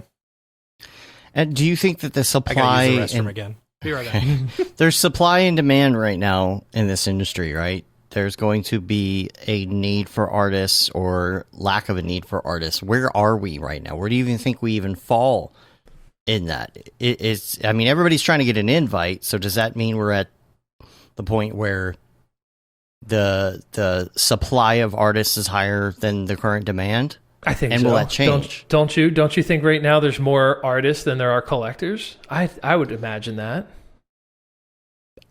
It's hard to say. I mean, they're so secretive as well, kind of. Yeah. And there's They're- more they're just collectors kind of coming all- into this space. I mean, that's one of my favorite things about Winkleman is like when he came in, like, and like, I think Matt was saying that like he's like seeing some of his friends make X amount and he's getting like jealous and FOMO over it. I just like eating it up. I literally see people making this money and I'm just thrilled because this is what our industry deserves. And so like, Yes. I don't have an ounce of jealousy. I couldn't be happier. Like, and that's like straight from my heart. I could not be happier to see. I think jealousy is the success. wrong word because you're happy. You just kind of wish that you could do it too. Yeah, you know? yeah, for sure. No, I get that. It's not like he wishes they didn't get it. Right. But yeah, and so like because of those kind of big drops, also, I think we all win, and I think that's the way you have to look at it. It's like, yeah, people getting into Christie's is a win for all of us. Do you make the millions that he's going to make from it? No, but now that outlet is available to you. You know what I mean? But Where do you it wasn't think, before. Let's just say all these people get in, right? All these people get into the space, and everybody's got their invites to whatever platform it is. At that point, is there a surplus of artists, or do you think more collectors during this are coming into the space and that it's just going to continue to flow? Will we catch up with that demand, or I'm sorry, will we like flip the other way? Will there all of a sudden be more collectors to the point where all these artists are definitely needed?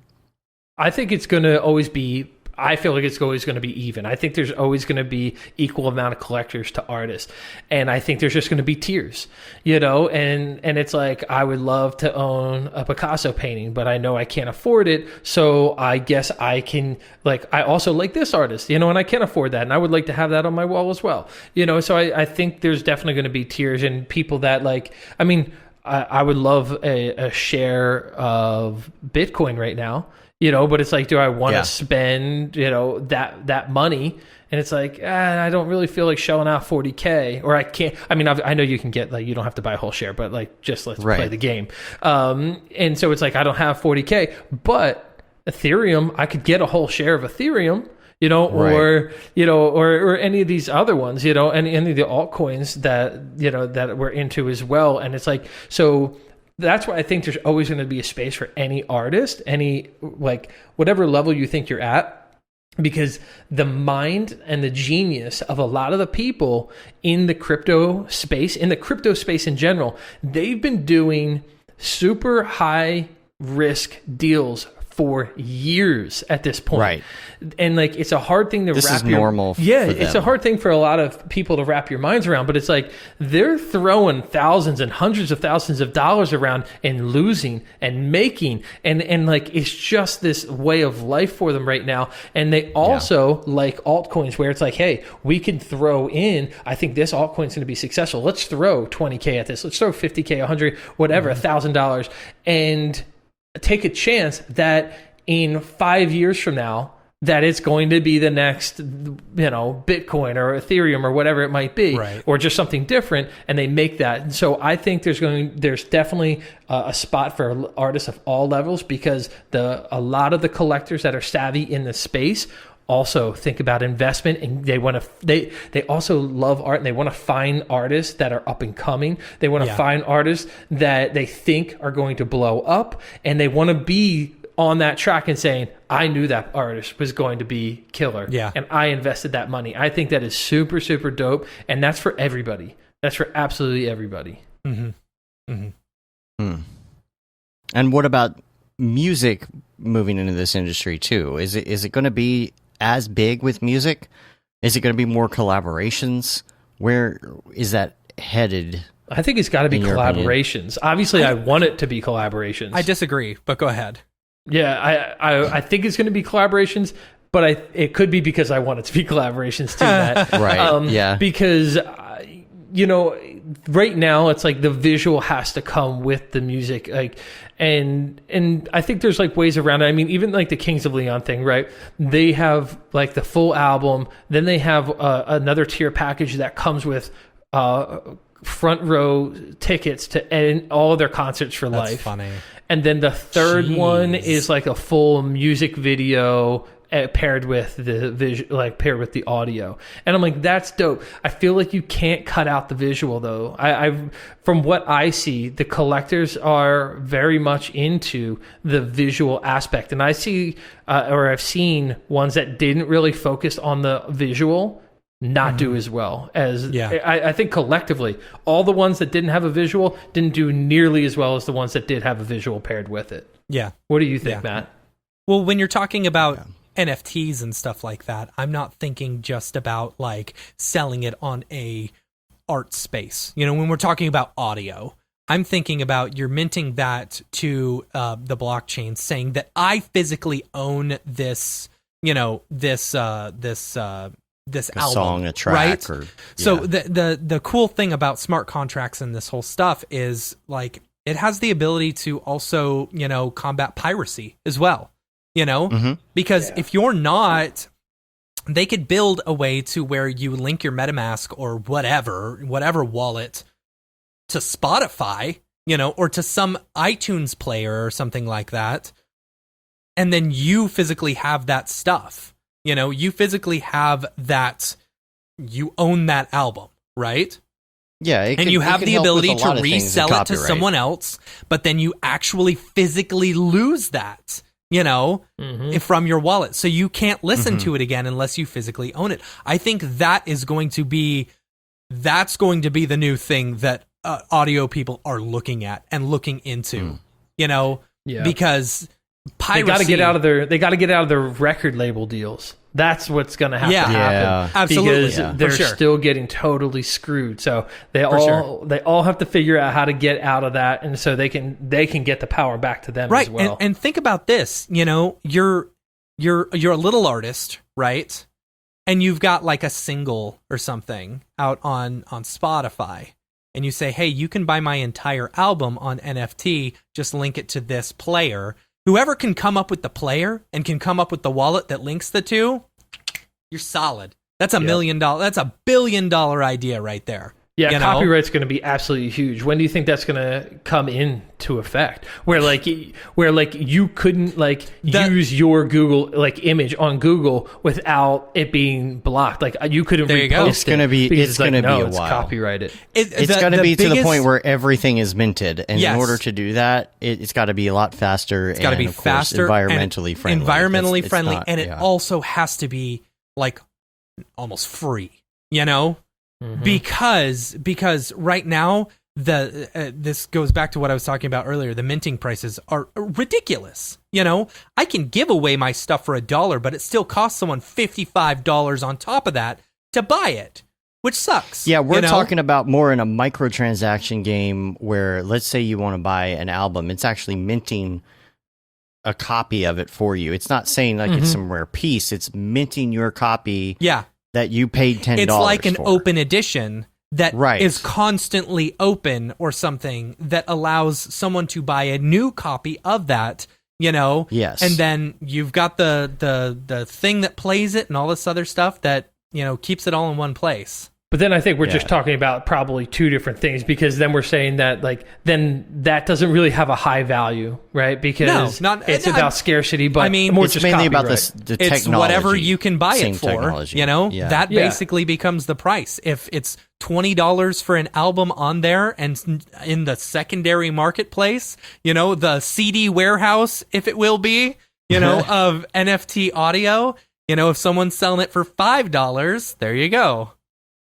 Yeah, I don't know. Yeah. Brodeur, tell us about this webinar. Yeah, so for Azo, I think you have to register for it, and that's the company that I'm ambassador for right now as well. And if you go, we've got like a whole big announcement of things that we're going to talk about. It'll be after my drop, and so if you want to learn more about pretty much everything we've talked about today, and go even further with it in NFT space and kind of how I've wrapped around my head around it and invested.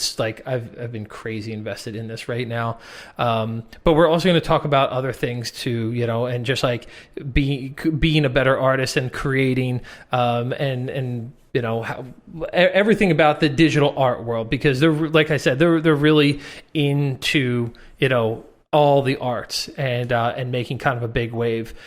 So it should be a really good talk on their platform. So I definitely say register for that. In addition, I did not give away nearly, I just scratched the surface of my drop on the 15th. So definitely follow this week, because there's a lot of other crazy elements to my drop. And see, there's lots of stuff you haven't mentioned yet. Yeah, and so I'll be trickling them out. So the name change, that's a big one, because I don't know. I felt like it was I did it for me, but I was I don't think anyone else that's kind of already established has like decided to just up and change their name. It was so funny. Like after I decided I was going to do this, I heard G Monk and Beeple on a podcast for FITC. I guess it was the conference, but it was like live video. And I think G Monk and Beeple were like, yeah, like don't change your name. Like that'd be suicide. You shouldn't do it. G Monk was saying, and I was like, damn, I already knew that I was going to do it. Like I hadn't told anyone. I wasn't accepted to any platform yet. I was like, but I'm definitely doing it, like period. And I was going to do it regardless of whether I was on there. Yeah. But like, so the drop, it's definitely the first and the last. There's more. There's something there's other things that make it like definitely very unique to the space. I'm ripping my heart out for it. Let's just say that. Yeah. That's good. It's exciting. Yep. Well, we've gone 3 hours and 10 minutes at this point. Congrats to everyone who's still with us. I know. Yeah. What? If you're still with us, why? Oh. If people, are we done? Are we done with the drop? Is that it? I think we're done with the drop. Nothing else to come. Someone go buy my Beeple infected number 40. Oh yeah. I'll love you forever. All right. Well, thanks for watching the drop, everybody. Yeah. Every week here on the Mograph podcast. Okay. I don't know. If I need people an outro want to find or you, something. yeah, I know. If people want to find you online, where can they find you online and all the things? For now, at least. For now, it's at Locked and Loading. And then it's going to change. You're not going to be able to buy my handle, so you don't know exactly what it's going to be. But so if you're like, how's he getting this brilly? It'll be slightly altered. And stay tuned. There's definitely going to be more announcements, and I've got a special website for everyone to come and check everything out on. So it's all very clear because there's a lot of pieces to this drop. Mm-hmm. Yeah, and I do have to say, throughout all this craziness, I think one of the best things for me that has come out of it, besides the appreciation for art as art a little bit more, would be the connections that I have made with a lot of other artists again, and not just the meeting new people, because that's been great, but also reconnecting with some old friends and spending more time with old friends in Discord, and just even if we're just chilling on video doing nothing, it's just been kind of a fun thing to reconnect and hang and learn and discuss. Just overall, it's hectic, but it's been great. So yeah, that's how I feel too. Totally. Yeah. I feel anything else before just the inspiration to do more art. That's been the big thing for me. Yes. Yep. Yeah. Like to actually get out there and do more art. I feel like my piece actually we made had the joke, some meaning. We made the joke the other day that like when you were talking about like is Beeple Crypto 888 or whatever, like that this entire NFT thing has all been like choreographed by Beeple in order to start getting people to do dailies. Yeah, that's the only reason. The offer of $100 just wasn't enough. Yeah, right. You had to come up with a massive scheme. Yeah. Totally. It's funny. All right. Cool. Well, I think that's about it. We're going to get out of here. You can rate us on iTunes, leave a review. You can also subscribe on your podcatcher of choice. Helps get our ratings up. Subscribe to our newsletter. It just went out. You can catch all the things that are going on with us. Don't forget, next week we will be off, and we'll put the Thursday show that hopefully everybody will be joining us for live into that feed. You can say you've been there, done that, got the t-shirt with the Mograph logo tee, the Paul Babb classic Feel the Bab 2020 shirt. All the profits from that go to Doctors Without Borders. The Render Things long sleeve t-shirt, blah. The Render Things t-shirt, hoodie, and long sleeve tee. The That Render is Fire shirt, which you are only allowed to wear, ironically, unless you're shams. Yeah. And she can afford to buy one of those shirts. She can buy one. Come on, Shams. She can buy one. And the Mograph blandishment shirt, which is what I got right here. Mm-hmm. The Mograph graphic blandishment shirt, which you can check out. There's a couple different variations and colors and things. We're on Facebook, Twitter, Instagram, YouTube, mograph.com. Come by, come say hi, come hang out in the Slack, come talk to us on the things, and go buy these other artists' artwork and support them. Anything else that I forgot? I don't know. I'm sure there's plenty. I'm sure we'll have another 2-hour drop, a 2-hour, 15-minute drop. You know, it's only supposed to be 10 minutes, right? Yeah.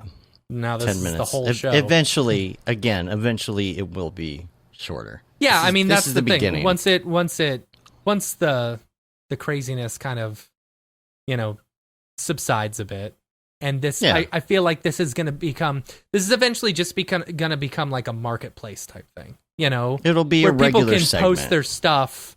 Like once people are able to just like post their work or whatever, you know, it's like, okay, I've got these for sale, you know, go pick one up or whatever. Yeah. And it's like these won't be they're still doing client work segments. and stuff like that, you know. when we've normalized it, that artists make hundreds of thousands of dollars overnight. Right. And it's like, oh yeah, 6 figures, good, very nice. That's awesome. Yeah, it's like Render retweeted us and said Matt and Dave lied. Yeah. They lied. It's supposed to be a short segment from now on, and it said it's an awesome long whatever. You know, it'll change. Oh, no, this was good. This was a good segment, though. I liked it. Yeah. Yeah. That was fun. We're going to keep doing this for a little while and just move with the industry. Just reporting on what's going on. So yeah, I know. I think my favorite part of this whole thing was hearing what Matt said about, like, it's just invigorated him to just create more. That makes me like super thrilled to hear that. I'm super happy about that. I may start doing dailies. Who knows? Could happen. Go. Then I'll sell my You favorites. got plenty of time, right? Yeah, I know, right? Yeah, sure. Cool. Got to finish those taxes first. Yeah. The finger thing means some taxes. All right. Well, we're going to take off. We'll catch you on the next one. Enjoy your spring break, everybody. We'll see you Thursday. Yeah. Thanks, everybody, for showing up. Yeah. Yeah. Thanks for sticking in for that long, all of you. Yeah. Watch it on the stream. And until next time, I'm Dave. And I'm Matt. And I'm Dave, locked and loading for a little bit more. Have a good one. Later, yo.